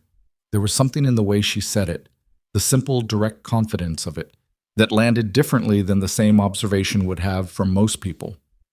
"Laurent needs to know this might be possible," Adrian said, "before the exhibit goes public. If Welder is alive, he deserves to know the car survived before it becomes a news story." "Call Laurent," Evelyn said. "I will," he said. "Monday." She nodded. They sat with the car and the Saturday evening and the space heater and the October dark outside the garage door. The neighborhood had gone quiet in the way it went quiet at dinner time, the sounds of families settling into their evening routines filtering through from various directions. "Can I tell you something?" Evelyn said. "Yes," he said, which was the only answer he had for her. "I was going to move," she said, "at the end of the year. I've been thinking about it for months. The diner it's not going anywhere, and neither am I, and I had this vague idea about going back to school or trying something else somewhere else." She looked at the garage floor. "I hadn't decided, but I was thinking about it." He watched her. "I'm still thinking about it," she said, "but differently now." She looked up. "I just wanted you to know that." He understood what she was saying, and he understood that she was not saying more than she was saying, and that this was precise and correct for where they were. "I'm glad you stopped on the sidewalk," he said again, because it was still true. "You said that before," she said. "It's still true." She looked at him with a half smile that was the kind that happens when something lands exactly right, and you're trying not to make too much of it. They talked until 9. After she left, Adrian stood in the garage doorway and looked at the car. 2 weeks left in his garage, on his lift, under his work light. And he thought about all the things that had happened in 3 weeks. The salvage yard and the rust and the aluminum plate and the forum thread and Laurent's hand on the frame rail and the handshake and the sandwich he hadn't tasted and Roger Pressman in a fishing vest saying someone should look. He thought about Frank Welder, who might be alive somewhere, who might not know what had been found. He thought about what it would mean for a man to spend 40 years believing the best thing he'd ever built was gone, and then to find out it wasn't. He thought about Rachel and how she would have said already before the call with Laurent, before the signed documents, "Stop standing in your own way and do the thing." He thought about Mason, who at 7 years old had looked at the same wreck the whole neighborhood was laughing at and asked simply, "What do we do first?" He turned off the work light. He went inside to check on his son. Adrian called Victor Laurent on Monday morning from the kitchen table, before Mason was awake, with the first cup of coffee still too hot to drink properly sitting in front of him. Laurent picked up on the second ring. He seemed to be a man who answered his phone quickly, which Adrian had noticed on the first call too. Not the behavior of someone who screened his communications through layers of staff, but of someone who had decided long ago that the direct line was worth maintaining. "I've been thinking about Welder," Adrian said without preamble. "About whether he's still alive." A pause on Laurent's end. Not surprise. More like the sound of a man who had been waiting for this specific conversation. "I've thought about it for 20 years, Laurent said. "Every time I got close to a lead on the car, I thought about it." And I could never find him, Laurent said. "I tried twice. Hired investigators. Once in 2004, once in 2011. Both times they confirmed the same basic timeline. Francis Allen Welder, born 1941 in Rockford, Illinois. Structural engineering degree from the University of Illinois, 1963. Worked in commercial construction through the late 60s. Became involved in motorsport through a personal connection around 1969. Joined Caldwell Rice Motorsports in 1972. Right, that's a pause. After the storage facility fire in 1974, the record goes flat. No tax filings after 75. No driver's license renewal. No property records. Nothing. That doesn't mean he's dead, Adrian said. No, Laurent agreed. It means he was serious about not being found.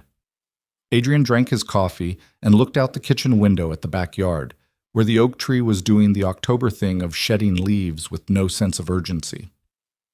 "The research fund you added to the covenant," he said, "I want it to include a genuine effort to find Welder, not just his professional history. Him. The person." "That was already my intention," Laurent said. "I want to be involved," Adrian said, "not as a funder, as someone who's actually looking." Another pause, this one different. "Why?" Adrian thought about how to answer this honestly. "Because I spent 3 weeks with something he built," he said. "I know the car. I know how he thought. If there's a way to find him, it's through the work, following the engineering ideas forward into what came after, finding the people who might have known him." He paused. "Investigators look for records. I'd look differently." Laurent was quiet for a moment. "You have other things to do," he said. "A company. A son." "I have resources," Adrian said, "and I'm good at finding things people say can't be found." He could hear Laurent considering this through the phone, not the sound of deliberation exactly, but the specific quality of silence that meant a man was deciding whether to say yes to something that had risk in it. "I'll send you everything I have from the 2004 and 2011 searches," Laurent said. "The investigators' files. Whatever documentation I've collected over the years about Welder's career." A pause. "If you find something, I need to know before it goes anywhere else. Before the press, before the museum announcement. If this man is alive, he deserves to hear it from a human being in a room, not from a news article." "Agreed," Adrian said. "And Adrian," Laurent stopped. "What?" "He's 82 years old if he's alive, and he spent 40 years believing his work was destroyed. Whatever you find..." He didn't finish the sentence. "I know," Adrian said. "I'll be careful." He hung up. Mason appeared in the kitchen doorway 40 seconds later in the pajamas he'd apparently never taken off, with his hair in the specific configuration of someone who had slept with tremendous commitment. "Who are you talking to?" Mason said. "The fancy car man." Mason opened the refrigerator and examined its contents with the critical eye of someone who has options. "About the car?" "About the man who built it." Mason selected a yogurt and located a spoon with the efficiency of long practice. "Is the man nice?" "I don't know yet," Adrian said. "I haven't found him." Mason sat down across from him and opened the yogurt. "Like a mystery?" "Exactly like a mystery," Adrian said. Mason stirred the yogurt thoughtfully. I'm good at mysteries, he said.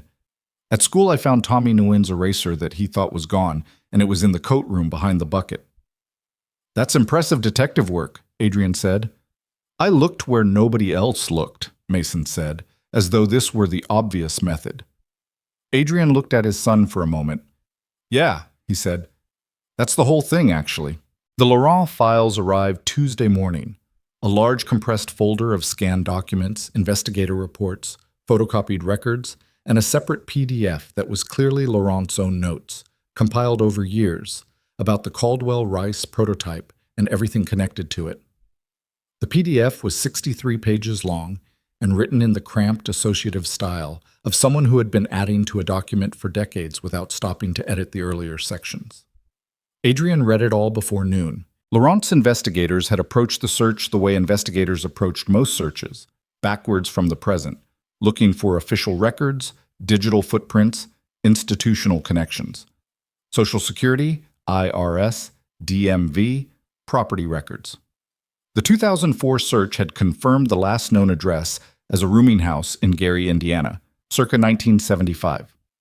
The 2011 search had pushed that slightly further, a possible sighting at a construction site in rural Tennessee in 1979, reported by someone who claimed to have recognized Welder from a motorsport magazine photograph, and described him as a thin man who knew a lot about stress loads. That was as far as either investigator had gotten. Adrian read the 2011 report 3 times, focusing on the Tennessee lead. It was thin. The investigator had noted it as low confidence and moved on. But there was a detail in the description that stayed with him.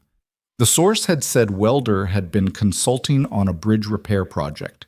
Not working construction, consulting, which meant he'd still been using his structural engineering training, which meant there might be a thread to pull if you knew where to look.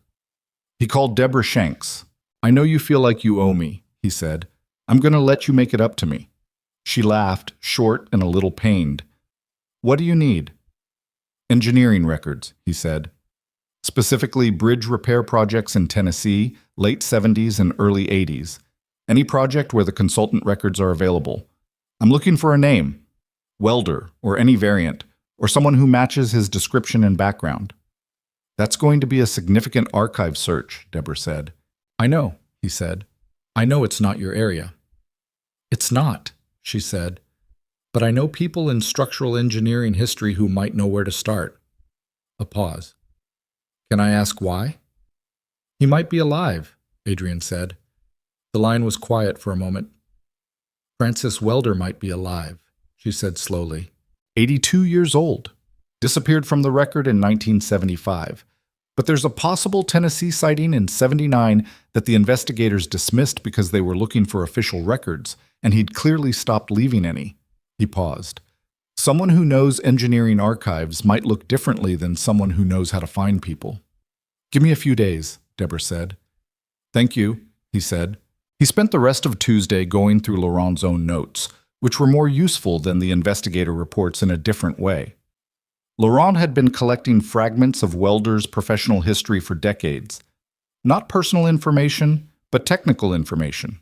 Mentions in obscure motorsport publications. A brief acknowledgement in a 1972 Racing Federation technical bulletin. A single photograph, scanned and included in the PDF, showing the Caldwell-Rice garage in 1973 with 4 men visible, one of whom Laurent had labeled possibly FW in a note that suggested this was his best guess rather than confirmed identification. Adrian looked at the photograph for a long time. It was low quality, the way photographs from that era were when they'd been scanned from deteriorating originals. The man Laurent had labeled possibly FW was standing slightly apart from the other 3, looking at something off-camera. He was lean, not tall, with the posture of someone who spent a lot of time looking at things closely. He was wearing a work shirt with the sleeves rolled to the elbow, and there was something in his hands, a piece of paper or a thin book, impossible to tell. He looked like someone who was in the middle of thinking about something else. Adrian understood this quality. He forwarded the photograph to Deborah with a note. This might be him. 1973. Evelyn came that evening not with the thermos, but with a box of leftover pie from the diner, which she explained was the end-of-day surplus that Ronnie's would otherwise throw out, which was Ronnie's single greatest moral failing in her opinion. It was apple pie, slightly overbaked on the edges in a way that didn't affect the taste. They ate it in the kitchen because it was too cold for the garage without the space heater going, and Mason, who had already had dinner, negotiated a slice with the focused diplomacy of a child who has learned that I already ate dinner is not actually a disqualifying condition. Adrian told Evelyn about the Tennessee lead. She listened with her fork held loosely in one hand, leaning slightly forward in the way she did when she was tracking something carefully. "A bridge consultant," she said. "It's thin," he said. The investigator dismissed it. "But it fits," she said. "He was a structural engineer first. Racing was the detour, not the career." She thought about this. If he wanted to disappear but couldn't stop doing the work, you'd go back to what you knew before the thing that hurt you. Adrian looked at her. That's a specific kind of observation. She shrugged slightly. "People go back to their foundations when they're in pain," she said. "It's what they know before everything got complicated." She ate a bite of pie. "Is Deborah looking?" "She's finding people who know Tennessee engineering archives," he said. "It's slow." "What else can you do while she looks?" "I've been thinking about the Chicago angle," he said. "The fire at the Caldwell Rice storage facility. The fire is the thing everyone accepted. The reason nobody looked for the car too hard after 1974, but I haven't been able to find a fire report." Evelyn looked up. "No fire report." "I found a reference to the fire in 3 different places. A motorsport newsletter from late '74, Laurent's notes, and the Chicago Racing Federation archive that Deborah pulled the build log from. But none of them cite a specific date or location. Nobody references an actual fire department report." "Could it just be that the records are old and lost?" Evelyn said. "Maybe," Adrian said. "But a commercial storage facility fire in Chicago in 1974 should have a record. The Chicago Fire Department kept records. If the building existed and burned, there's a report somewhere." She was looking at him with an expression he'd come to recognize, the one she wore when she was 2 steps ahead of where he was going. "You think the fire didn't happen?" she said. "I think it's possible," he said carefully. "The car wasn't destroyed in the fire, which either means it escaped the fire by coincidence, someone moved it, sold it, it ended up in Houston somehow, or the fire was a story that some people believed, but that wasn't entirely what it claimed to be." "If the fire was a story," Evelyn said slowly, "then someone made it up, or let it be believed." "Yes." "Welder," she said. "It would explain the disappearance," Adrian said. "If you want to vanish, and you want to make sure nobody comes looking for something specific, you tell a story about a fire." He paused. "It would also explain why the car ended up in a salvage yard in Houston rather than destroyed. Someone moved it. Someone who knew what it was decided to hide it instead of destroy it." Mason, who had been eating pie with what appeared to be full concentration, said without looking up, "Why would someone hide a car instead of just driving it?" Adrian and Evelyn both looked at him. "Because it was too valuable to drive, but too important to destroy," Adrian said. "So they put it somewhere it would be safe without being findable." "A salvage yard is a good hiding spot," Mason said thoughtfully. "Nobody looks at broken things." The kitchen was quiet for a moment. "He's right," Evelyn said. "He usually is," Adrian said. He was on the phone with the Chicago Fire Department's Historical Records Division at 9 the next morning, which turned out to be a phone call that required 4 transfers before reaching a person who understood what he was asking for. The person who understood what he was asking for was a woman named Gloria, who had been in the Records Division for 23 years and had the specific competence of someone who knows exactly where everything is in a filing system that nobody else understands. 1974, she said. "Storage facility fire, Chicago area. Do you have an address?" "No address," he said. "I have a business name, Caldwell Rice Motorsports, and a general time frame, sometime in the fall of 1974. "Hold on," Gloria said. He heard the sound of someone who was actually going to look rather than telling him to submit a written request. He waited 4 minutes. "I've got 1974 commercial fires indexed by business type and general area," Gloria said. "Storage facilities." He heard paper. "I don't see a Caldwell Rice. Try just the street or district if you have anything in the motorsport or automotive category," he said. More paper. "I've got a garage fire in Bridgeport in August, a service station on the north side in November. Nothing that matches motorsport storage. She paused. I can do a broader search, but it'll take a few days. I'd need to go through the unindexed 74 logs. Please, he said. I'll leave my number. He hung up. Sat with what he had. No fire report. Which didn't confirm anything yet. Records from 1974 were incomplete. Things got lost. The fire might be indexed differently or in a different jurisdiction. But the absence of the expected record, combined with the car's existence, was starting to form a shape that he was trying not to jump toward before the evidence supported it. He called Laurent. I can't find a fire report, he said. Laurent was quiet for a moment. What does that mean?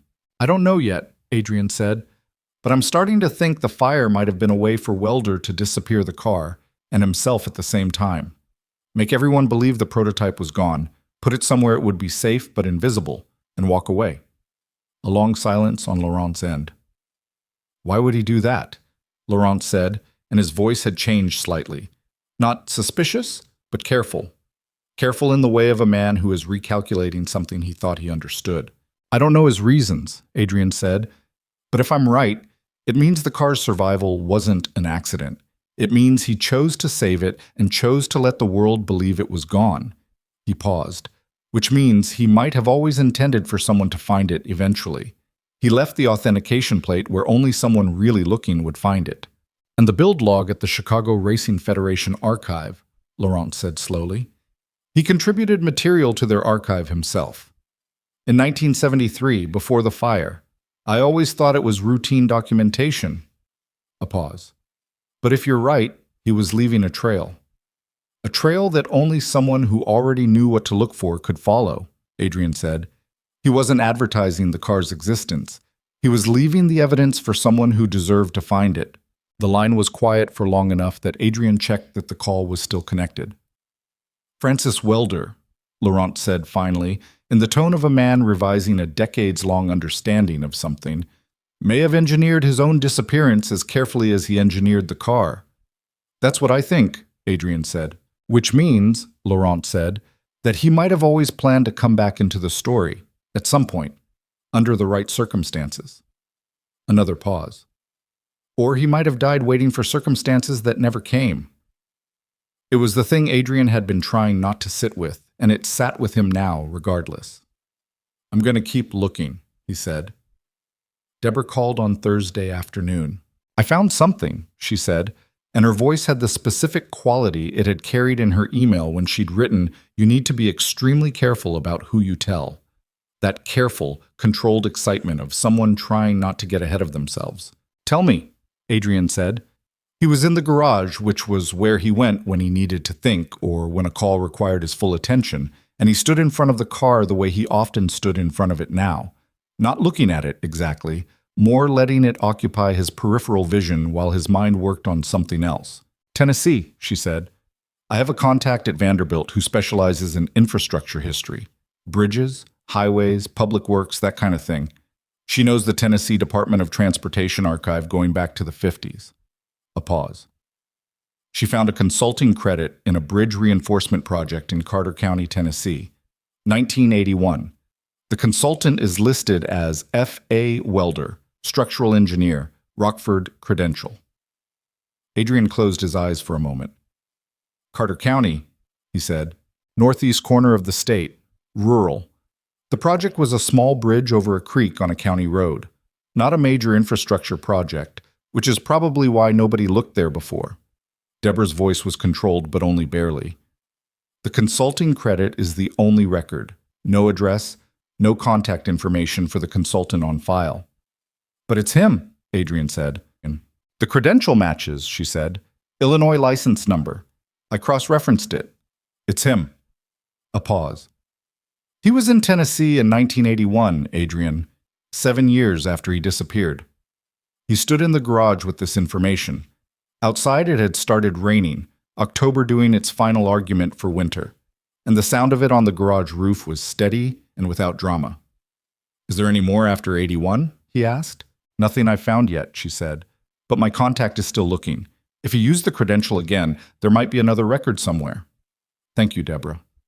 Are you going to go look? She said. He hadn't made the decision consciously until she asked. Yes, he said. Carter County is a large area for looking, she said. I know, he said, but it's somewhere. He told Evelyn that night. She had come by after her shift, late, past 10, which had become unremarkable, and was sitting on the kitchen counter because the stools at the kitchen island were occupied by Mason's school projects, which had staged a territorial expansion over the previous week. She listened to the Carter County information and the fire report absence and the whole assembled shape of what he was starting to believe, and when he finished, she sat for a moment with her coffee. You're going to Tennessee, she said. I think so, he said. After the car goes to Santa Fe, that's next week. What are you going to do when you get there? Start in Carter County, he said. Talk to people. The bridge project would have involved local contractors. Someone might remember the consultant. In a rural area in 1981, an outsider working on a local project would have been noticed. He paused. It's a long shot. Most things worth doing are, she said. He looked at her. I don't want to do it alone, he said. I know you have work, and I know it's... When are you going? She said. Mason has a school break in 3 weeks, he said.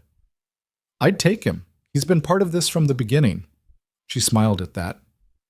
He found the car before you did, technically, she said. The point system. He'd want to come, Adrian said. And me? She said, directly and without drama, which was the only way she said things. I'm asking, he said, if you'd come. She looked at him steadily.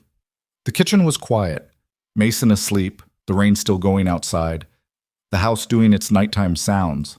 Yes, she said, I'll come. He nodded. Something that had been held in him for a while released slightly at the word. And he noticed this and he thought, yeah, that's what that means. The transport team from Laurent's Santa Fe operation arrived on a Thursday morning with a specialized flatbed and the kind of careful efficiency that expensive things get when expensive people are moving them. They were professional and thorough and handled the car with a respect that Adrian found appropriate. And he helped guide the loading and signed the documentation and watched the flatbed pull out of his driveway with the thing he'd spent 4 weeks with. Mason stood beside him in the driveway. The flatbed reached the end of Sycamore Drive and turned and was gone. It's okay, Mason said, which was the same thing he'd said when Adrian told him about the handshake, offering the assessment with the confidence of someone who had considered all available information and reached a conclusion. Yeah, Adrian said, it is. He put his hand on Mason's shoulder and they stood in the empty driveway for a moment. The garage behind them was noticeably different now. The lift empty, the floor space that the car had occupied clean and bare, the pegboard with its painted outlines, the folding chair with the engineering textbook and Mason's drawings. Roger Pressman was on his front porch across the street, coffee in hand, watching. He raised the cup slightly. Adrian raised a hand. Darlene Hutchins appeared at her front door, looked at the empty driveway, looked at Adrian, and gave a small nod that contained more than a small nod usually carried. The Nguyen kids were on their bikes, stopped at the edge of their driveway, watching with the frank curiosity of children who had not yet learned to disguise interest as something else. It was, Adrian thought, a strange ending and a strange beginning, which was how most things of consequence felt. He went inside and called Laurent. It left this morning, he said. I know, Laurent said. The transport team updates me. They'll be in Santa Fe Saturday. A pause. The museum is already making arrangements for the restoration team. Full restoration, historically accurate, the way Welder would have finished it himself. Another pause. We found something. Adrian felt something shift. What? My research team. They've been working since we signed, Laurent said. They found a record I didn't have. A small racing federation in Tennessee, amateur endurance events, very regional, has a technical advisory credit in their 1984 and 1985 programs. The advisor is listed as F. Welder, no other information. Tennessee, Adrian said. Eastern Tennessee, Laurent said. The federation was based in Kingsport, which is in Sullivan County, Adrian said, adjacent to Carter County. Yes, Laurent said. They were both quiet for a moment with this. He stayed, Adrian said. It appears so, Laurent said. He went to Tennessee and he stayed. A pause. He was advising amateur racers in 1984 and 1985, 10 years after he disappeared, still doing the work. Adrian sat down in the kitchen chair. He thought about Francis Allen Welder, 82 years old, if he was alive. If he was alive. A structural engineer from Rockford who came to racing sideways and built something 40 years ahead of its time and then watched it disappear, or made it disappear, and went to Tennessee and stayed and kept doing the work. I'm going to Tennessee in 3 weeks, Adrian said. I know you said you would, Laurent said. Adrian, he stopped. What? If you find him, Laurent said, and his voice had the quality it had in the garage when his hand rested on the frame rail. If he's there and he's alive, I'd like to come. Adrian understood what that request carried. Decades of it. If I find him, he said, I'll call you before I do anything else. And if he's willing, yes, you should come. Thank you, Laurent said, and the simplicity of it was the whole weight of 20 years of looking. He made Mason's dinner. He helped with homework, or long division, which Mason approached with the same determined logic he applied to the point system and the coat hook mystery, certain that the system made sense if you could just identify the right method. They read their chapter. Mason went to bed. Adrian sat at the kitchen table with his laptop open and Carter County, Tennessee on the screen, a satellite image of a rural county in the northeastern corner of a state he'd never spent more than a few hours in, covered in hills and trees and small roads, and the kind of distance that was good for disappearing into. Frank Welder had been there, might still be there. Evelyn texted at 10:15. Car's gone? Left this morning, he wrote back. How are you? He sat with the question for a moment, which was the correct thing to do with honest questions.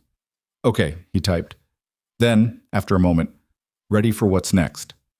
Her response came back quickly. 3 weeks. 3 weeks, he confirmed. He closed the laptop. He went and stood in the garage doorway for a while, looking at the empty lift and the clean floor and the work light that was off for the first time in 4 weeks. The space heater was off too, and the garage was cold the way garages are cold when nothing is happening in them. He turned the light on for a moment, just to see the space. Then he turned it off and went inside. The drive to Carter County took 11 hours. Adrian had planned for 9, but Mason required 2 unscheduled stops. One for a bathroom emergency outside of Nashville that brooked no negotiation, one because he spotted a roadside stand selling something called genuine Tennessee kettle corn, and made a case for stopping that was so logically structured, Adrian found himself pulling over before he'd consciously decided to.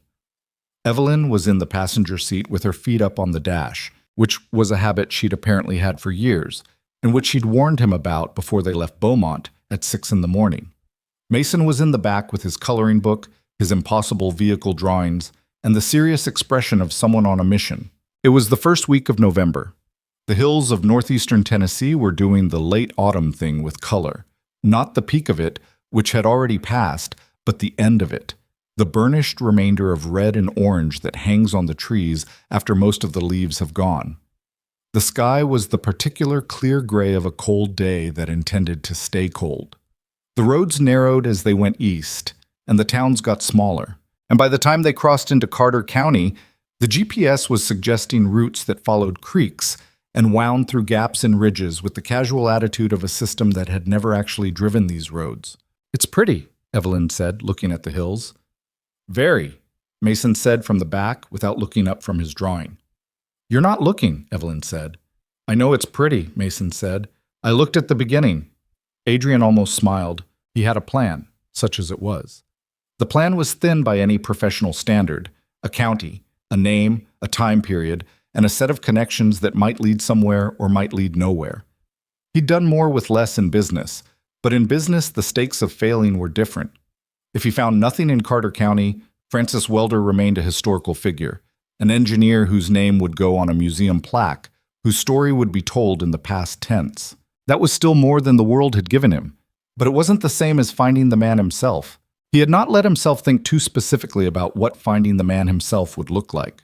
He'd learned over the years that over-imagining an outcome was a reliable way to make the reality of it harder to receive, whatever form it took. They stopped in Elizabethton, the county seat, at a diner that was not Ronnie's, but had the same quality of unambiguous function, a place that served food to people who needed food, without philosophy. Mason had a grilled cheese and evaluated it professionally. Evelyn had coffee and a piece of pie and said the pie was not as good as Ronnie's, which Adrian thought was probably a fair assessment. He had printed everything he had on Welder and brought it in a manila folder: the build log pages, the Tennessee consulting credit, the Kingsport Racing Federation advisory listings from 1984 and 1985. The 2011 investigators' note about the man who had recognized Welder from a photograph on a construction site in 1979 and described him as someone who knew a lot about stress loads. He spread the papers on the diner table after the food and looked at them the way you look at a map when you're trying to orient yourself. The bridge project was Carter County, he said. The Racing Federation was Kingsport, which is Sullivan County, just north. If he was doing both, he was somewhere between them. He looked at the map on his phone. Rural, mountains, the kind of place you go to not be found. The kind of place where people have been here for 3 generations and remember strangers, Evelyn said. Which is either good or bad, depending on whether they liked him, Adrian said. Or whether they knew who he was, she said. Mason was eating his grilled cheese and watching them with the alert attention of a child who understood that something real was happening and was trying to be quiet enough that nobody noticed him. The waitress, a woman in her 50s with the practiced efficiency of someone who had been refilling coffee for decades, came by and Adrian asked, on an impulse he decided to trust, whether she knew who handled county road maintenance records from the early 80s. She looked at him with the careful neutrality of someone who fielded unusual questions from outsiders with some regularity. County engineer's office keeps old records, she said, but most of the old-timers you'd want is Bill Searcy at the Historical Society. Been here his whole life. Knows everybody who ever fixed a road in this county. The Carter County Historical Society was a converted house on a side street that smelled of old paper and wood oil, and the specific combination that meant serious accumulation over time. Bill Searcy was 78 years old, built like a former farmer, and possessed of the particular alertness that long-term locals develop, the ability to categorize a stranger within 30 seconds and decide how much help to offer. He categorized Adrian, Evelyn, and Mason, and apparently found them acceptable. Bridge project in 1981, he said, when Adrian explained what he was looking for. He said it without hesitation, which meant the project was in accessible memory, not deeply archived. County Road 14, Little Bridge over Stony Fork Creek. That bridge had been a problem since the 60s, bad original construction. State finally approved a repair. He looked at Adrian. You're looking for the engineer that consulted on it. Yes, Adrian said. Frank, Searcy said. The words sat in the room. Quiet man, Searcy said. Came in from somewhere else. Had an Illinois accent, which was noticeable. Knew bridges better than anyone the county engineer had worked with, is what I heard. He folded his hands on his desk. Stayed after the project. That surprised people.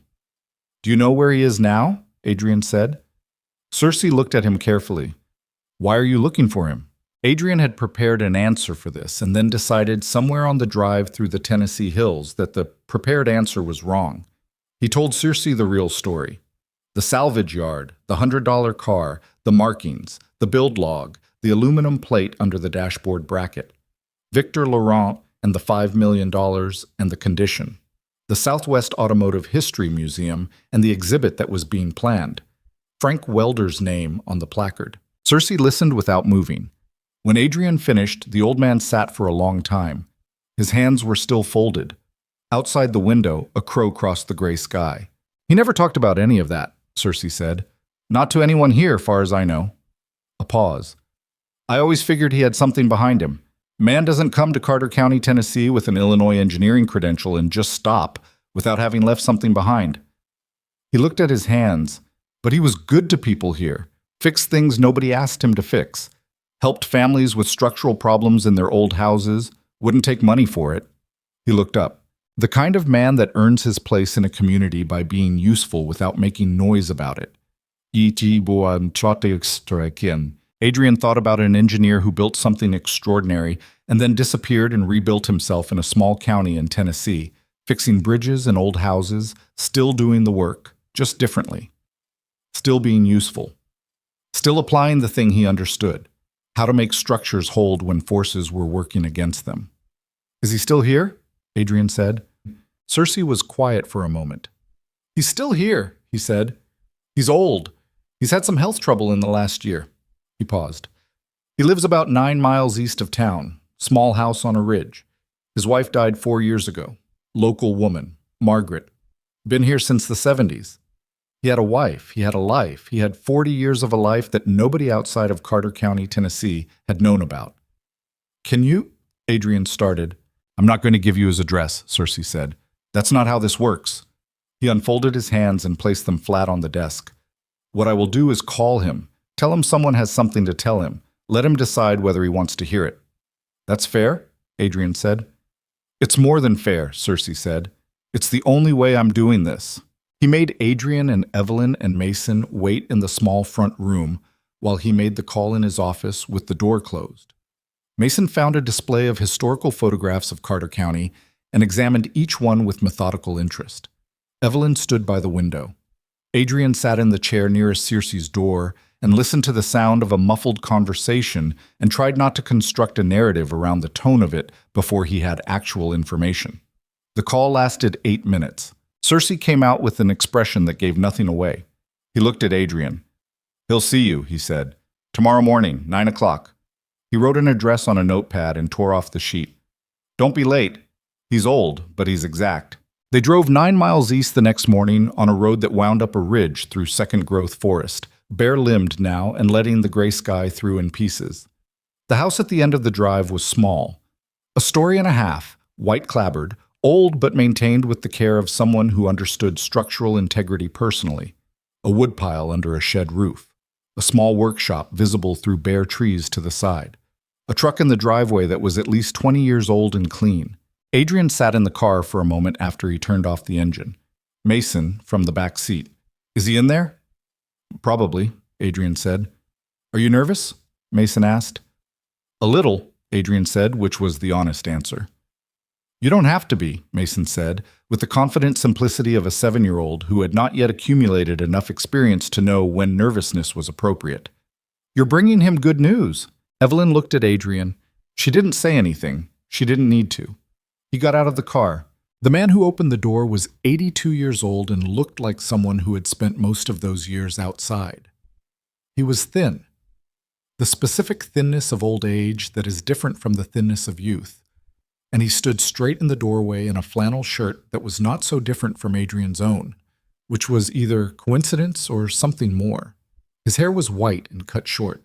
His hands, resting on the doorframe, were the hands of someone who had been using them for precision work for 60 years. His eyes were sharp in a way that 82 years had not touched.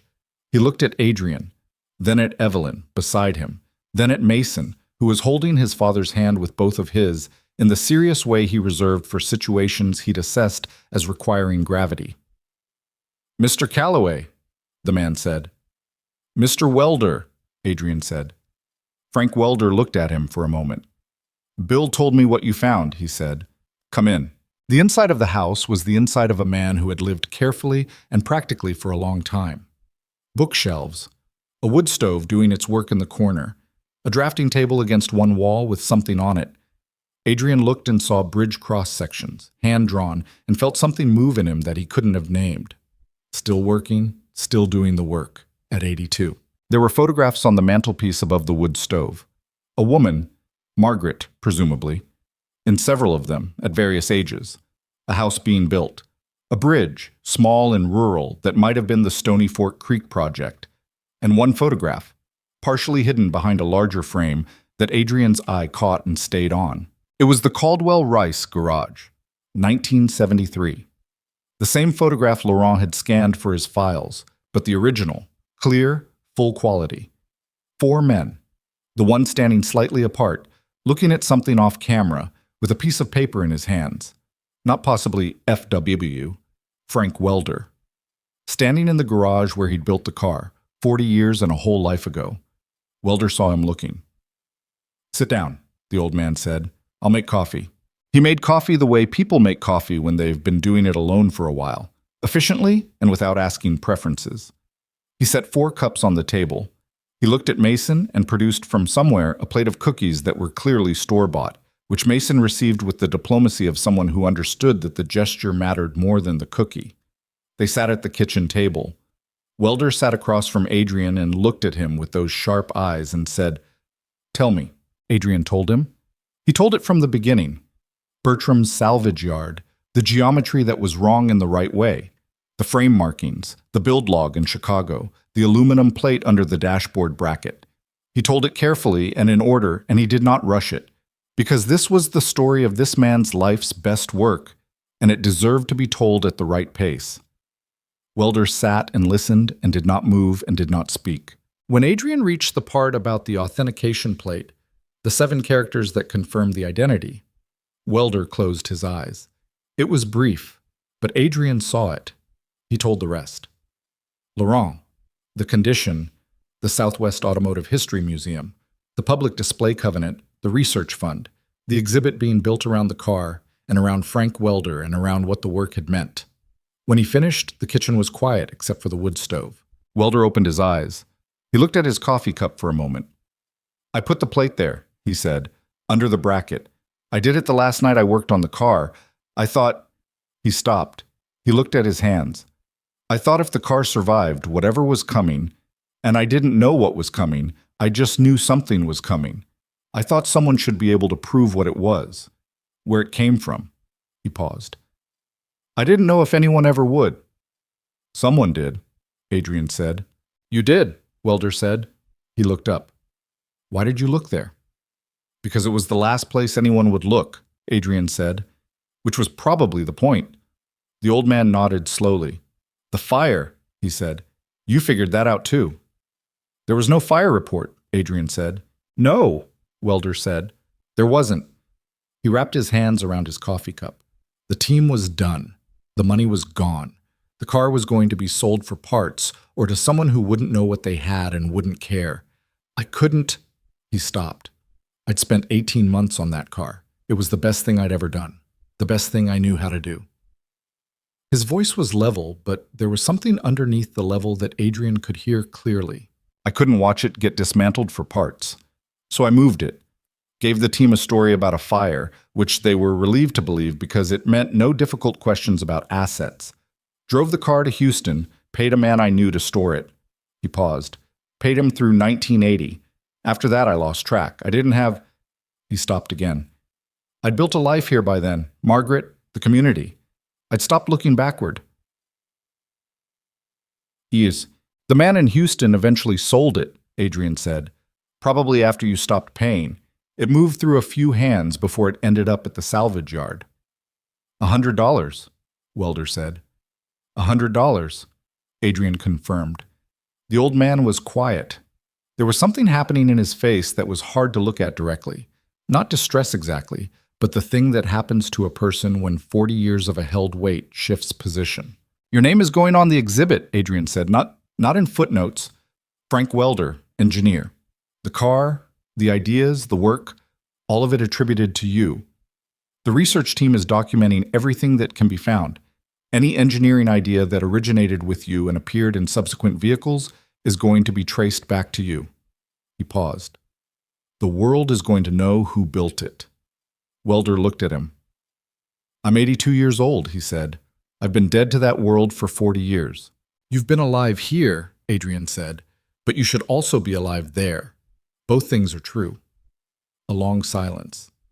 "Victor Laurent," Welder said. "I know that name." "He's been looking for the car for 20 years, Adrian said. "He wants to come here, if you're willing." He paused. "He's the one who made sure your name goes on the exhibit. He put it in writing." Welder turned his coffee cup in his hands. He looked at the wood stove, at the fire visible through the glass in the door. He looked at the drafting table with the bridge cross-sections. Then he looked at Mason, who had been sitting with extraordinary stillness for a 7-year-old, eating one of the store-bought cookies with a patience that suggested he understood the weight of the room. "How old are you?" Welder asked him.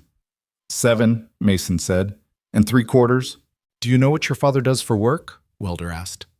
Mason thought about this seriously. "He fixes things," he said, "and he finds things. He found your car." Welder looked at Adrian. "Is that accurate?" "More or less," Adrian said. The old man nodded slowly. He looked at Evelyn, who had sat quietly through all of this. present, attentive, not requiring the conversation to include her to justify her being there. "Are you family?" Welder asked her. She didn't hesitate or deflect. "I'm—" she started, and then looked at Adrian, and something passed between them that was not a question and not an answer, but something that contained both. "She's important," Adrian said simply. Evelyn looked at the table, but the beginning of something crossed her face that she didn't entirely suppress. Welder watched this small exchange with the eyes of an old man who had seen enough of life to know what it looked like when something was in the early stages of becoming what it was going to be. "Victor Laurent can come," he said. "Give me a week." Adrian called Laurent from the driveway while Evelyn helped Mason find his coat, which had migrated to somewhere in the back seat with the focused opacity that Mason's belongings always managed. Laurent picked up on the first ring. "I found him," Adrian said. The silence on Laurent's end was not brief. It was the silence of 20 years arriving at a destination. "He's alive," Laurent said. It wasn't a question, but it needed to be said. "He's alive," Adrian confirmed. "He's 82 and he's in Carter County, Tennessee, and he's still drawing bridge cross-sections at his drafting table." Adrian paused. "He'll see you. 1 week." He heard Laurent exhale. One breath, slow and long. The same exhale Adrian had seen him make in the garage on Sycamore Drive when he'd first seen the car. The sound of a man setting down something very heavy. "I'll be there," Laurent said. "Thank you, Adrian." "He put the authentication plate there for someone to find," Adrian said. "I was just the one who looked in the right place." "That's not nothing," Laurent said. "That's everything." They drove back down the ridge road through the bare trees and the gray sky, and Mason announced from the back seat that the visit had scored 480 points in his personal system, which was a new record, eclipsing even the Saturday at Bertram's salvage yard that had started all of this. Adrian asked him to explain the scoring methodology. Mason explained it at length and with full internal logic for most of the drive back to Elizabethton, and Adrian listened, and Evelyn listened, and the Tennessee hills went past the windows in the long amber light of a cold November afternoon. They stayed 2 more days. Not for the investigation, that was done, but because Carter County, Tennessee turned out to have a quality that made leaving feel abrupt. They hiked a ridge trail with Mason between them on Saturday, the 3 of them in the bare woods with the wind and the cold, and the views that opened up where the trees ended, and showed you how large the hills were and how small everything else became in relation to them. Mason found a creek and conducted experiments with rocks and water that appeared to have a theoretical framework. Evelyn walked beside Adrian on the trail, and their hands found each other at some point without either of them making a decision about it, and they both left it at that without comment, which was the right thing to do with something that didn't need to be named yet. On Sunday afternoon, before they drove back to Beaumont, Adrian knocked on Frank Welder's door one more time. Alone. Mason and Evelyn were at a diner in town. Welder opened the door and looked at him and stepped aside without speaking. They sat at the kitchen table again. No ceremony, just 2 men with coffee. "I've been thinking about something," Adrian said. "Since I left on Friday." Welder waited. "You built something that changed how engineers think about a problem," Adrian said. "Your ideas are in championship-winning cars. Your name isn't on any of them because nobody knew you'd had the ideas first." He paused. "When the exhibit opens and the research is published, that changes. The engineering community will know." He stopped again. "But there are also kids. Kids who want to be engineers, who don't have resources, who need to see that the path isn't always straight and the recognition doesn't always come when it should, but the work is still worth doing." He looked at Welder. "I'm starting a foundation. In my wife's name, she died 2 years ago. Scholarship fund, support for families who are trying." He paused. "I'd like to add a component specifically for engineering students, and I'd like to attach your name to it. Not instead of hers, alongside." Welder was quiet. "Why?" he said. "Because your story is actually about the work," Adrian said. "Not the fame, not the money, the work. You built the best thing you knew how to build, and you protected it when you couldn't protect anything else. You rebuilt your life around being useful in a different way when the first way was gone." He paused. "That's what I want students to see. That the work matters even when the world isn't watching." The old man looked at his hands for a long time. "Margaret would have said yes immediately," he said. She had no patience for hesitation. "What do you say?" Adrian asked. A pause. "I say yes," Welder said, "with one condition." "What?" "The foundation helps people who are trying," Welder said. "Not people who have it figured out, the ones who are still in the middle of it, still making mistakes and still going." He looked at Adrian. "Those are the ones worth investing in." "Agreed," Adrian said. They shook hands across the kitchen table. Welder's grip was still firm, the grip of a man who had been doing precision work for 60 years and whose hands still knew how to hold something correctly. The drive back to Beaumont was quieter than the drive out. Mason fell asleep somewhere in Alabama, which was the right place to fall asleep on a long drive. Evelyn had her feet on the dash and was reading something on her phone, and the miles went past in the comfortable silence of people who don't need to fill the space between them. Adrian drove and thought about things. He thought about a $100 car and what it had been hiding, and about how many things in his life he'd walked past without stopping, and about the specific quality of attention that changes what you see. Not special vision, not genius, just the willingness to crouch down and look carefully at something that everyone else has dismissed and ask what it actually is rather than what it appears to be. He thought about Rachel, not with the bracing quality, not with the weight, just with the simple, factual love that had become how he mostly thought about her now, 2 years and some change of practice later. She would have been good at all of this. She would have liked Evelyn's directness and Frank Welder's precision and Mason's point system and the way the Tennessee hills looked in November light. She would have had opinions about all of it. He was glad she had existed. He was glad she had given him Mason, who was asleep in the back seat with one arm hanging off the seat in the specific graceless way of total unconscious commitment. He was glad that the grief had not, despite its best efforts, made him into someone who stopped looking at things carefully. He thought about Evelyn, about the red thermos and the coffee and the overturned bucket in the garage and the conversation about what you won't give up before you sit down, about her hand in his on the ridge trail, unremarked on, exactly right. He thought about Frank Welder at 82 in his white clapboard house on the ridge, still drawing bridge cross-sections, still doing the work, still alive in a county that knew him as a man who fixed things and didn't make noise about it. The world about to find him again, the exhibit in Santa Fe going up with his name on the placard. Victor Laurent coming in a week to sit at that kitchen table. The work survives. That was the thing. You can hide a car for 40 years and the work is still in it. You can lose a person for 40 years and the work they did is still in the world. It doesn't require anyone's permission to be true. It just is. 4 months later, on a Saturday morning in March, Adrian drove to Santa Fe with Mason and Evelyn. The Southwest Automotive History Museum was not a grand building. It was a converted warehouse on the edge of the city, honest in its architecture, which Adrian appreciated. The parking lot was full when they arrived, which the museum director had warned him about. The exhibit opening had drawn more than the local audience. Automotive journalists, engineering historians, several people who had been on the vintage motorsport forum thread that had started everything. Deborah Shanks was there, wearing the expression of someone who felt appropriately guilty and appropriately redeemed simultaneously. Laurent's team was there. Laurent himself was there, standing near the entrance with Frank Welder beside him. Welder had made the trip from Tennessee. He was thin and upright in a dark jacket that was clearly not his usual style. Someone had probably suggested the jacket. And he was looking at the front of the building with an expression Adrian couldn't read from the parking lot. Mason spotted him and said, "That's the man from the house," and broke into the half-run that was his standard transition speed, pulling ahead of Adrian and Evelyn, and arrived at Welder's side and looked up at him. "You came," Mason said. "I came," Welder said. "Are you nervous?" Mason asked. Welder looked down at him. Something moved in the old man's face. "A little," he said. "You don't have to be," Mason said. "It's your car." Laurent looked at Mason with the expression of a man encountering something unexpected and finding it more valuable than what he'd expected.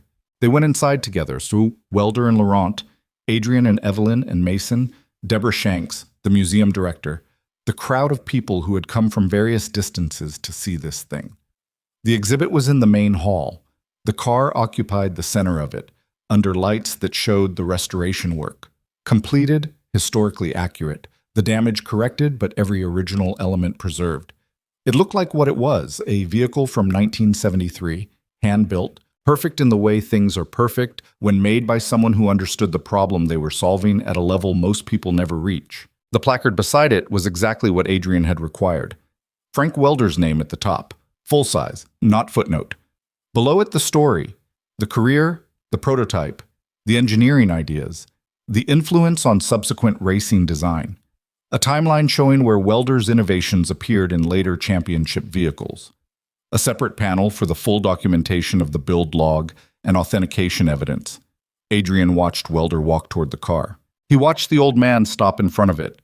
He watched the 82-year-old hands come up and then stop, hovering near the bodywork without touching, the way Laurent's hand had hovered before landing on the frame rail in the garage on Sycamore Drive. Then Welder touched the car. His hand rested on the front fender for a moment, and Adrian looked away because some things are private even in public spaces, and a man seeing his life's best work after 40 years was one of them. Mason was holding Adrian's hand without having made a decision about it. Just the hand finding the other hand, the way it did in situations that required it. Adrian held on. Evelyn stood beside him, close enough that their shoulders touched. She had her arms crossed against the March cool of the museum, and she was looking at the car and the old man and the crowd of people who had come to see what had been found, and her face had the expression it wore when something landed fully. Not performed emotion, just the real version, quiet and specific. "Hey," she said softly, not looking at him. "Hey," he said. "You did a good thing," she said. "We did," he said. "It took a while." "Most good things do," she said. He looked at the car, at the placard with Frank Welder's name in full size at the top, at Welder's hand on the fender, at Laurent standing nearby with the expression of a man who has finally set down something he has been carrying for 20 years. He thought about Bertram's salvage yard, the crow complaining about something, the October morning, Mason cataloging the world by color and assigning it points, the wreck shoved against the back fence under the shell of a dead Chevy pickup. He thought about what Mason had said on the porch at Frank Welder's house. "You're bringing him good news." The thing was, that was true about most of it, about most of what had happened in the last 4 months. The car was good news, the condition was good news, the research fund was good news. The Scholarship Foundation, the Rachel Calloway Foundation, with Frank Welder's name alongside hers for the engineering component, was good news, and the applications had already started coming in, and he'd spent 2 evenings the previous week reading them with Evelyn at his kitchen table. The two of them, with their coffee, going through the files of people who were in the middle of things and still going. It was all, at its root, the same thing. The willingness to stop, to crouch down, to ask what something actually is rather than accepting what it appears to be. The world had walked past that car for 40 years. It had walked past Frank Welder for 40 years. It had its reasons. The fire story, the rust, the damage, the general human tendency to take the assessment of the first observer and save time. Most things that appear broken stay broken, in most people's experience. The math is against expecting otherwise. But some things are just waiting. Waiting for someone patient enough to look twice. Waiting for someone with enough stillness in them to hear what the thing is actually saying under the noise of what everyone else has decided it is. Adrian had been lucky. He'd had the background and the training and the Sycamore Drive garage and the particular mood of a Saturday morning in October when you go to a salvage yard, because it's the kind of thing you do when you need to be somewhere that requires all of you. He'd also been paying a specific kind of attention that had nothing to do with credentials and everything to do with having had enough stripped away that he'd stopped assuming he knew what things were before he looked at them. Grief does that to you if you let it. Not gracefully, not on any kind of schedule. But eventually, if you keep showing up and keep looking carefully, it teaches you something about what's actually worth your attention. He was still learning. He expected to keep learning for a long time. Mason tugged his hand. "Dad?" "Yeah." "Can we go look at the car closer?" "Yeah," he said. "Let's go look." The three of them walked across the museum floor toward the car, toward Frank Welder standing beside it with his hand still resting on the fender, toward Victor Laurent and Deborah Shanks, and the crowd of people who had come to see what had been found in a salvage yard for $100 on a Saturday morning in October. Behind them, somewhere in the museum, a child was asking their parent what the car was. Adrian could hear the parent struggling to explain it. The history, the significance, the story of the engineer who built it and disappeared and came back. The parent was getting some of it wrong. That was fine. That was how stories spread. Imperfectly, person to person, losing some things and gaining others, finding their way to people who needed them through routes nobody planned. The car sat under the lights. Frank Welder looked at Adrian as he approached and said, in the tone of a man who had decided something, "The plate, under the bracket. I want it noted in the documentation exactly where you found it." "Already in there," Adrian said. Welder nodded. "Good," he said. "People should know where to look." Mason stepped up beside the old man and looked at the car with his full, serious attention. The same expression he'd worn in the salvage yard, the same expression he wore when evaluating grilled cheese, the same expression he brought to everything he'd decided deserved his complete consideration. 480 points, he said solemnly. Welder looked at him. "What does that mean?" "It means it's really good," Mason said. The old man looked at the car, at his name on the placard, at the people who had come from various distances to stand in the presence of something that had been found after a very long time. "Yes," Frank Welder said. "I suppose it is." Adrian stood in the museum with the people he'd arrived with and thought about a $100 wreck that had become this. Not because of the money, not because of the condition, not even because of the $5 million handshake in a Beaumont garage, while 11 neighbors watched from across the street and didn't know what they were seeing. But because one morning, in a salvage yard that smelled of rust and old rubber, and something organic and difficult to name, a man had crouched down and looked carefully at something everyone else had walked past, and seen something underneath.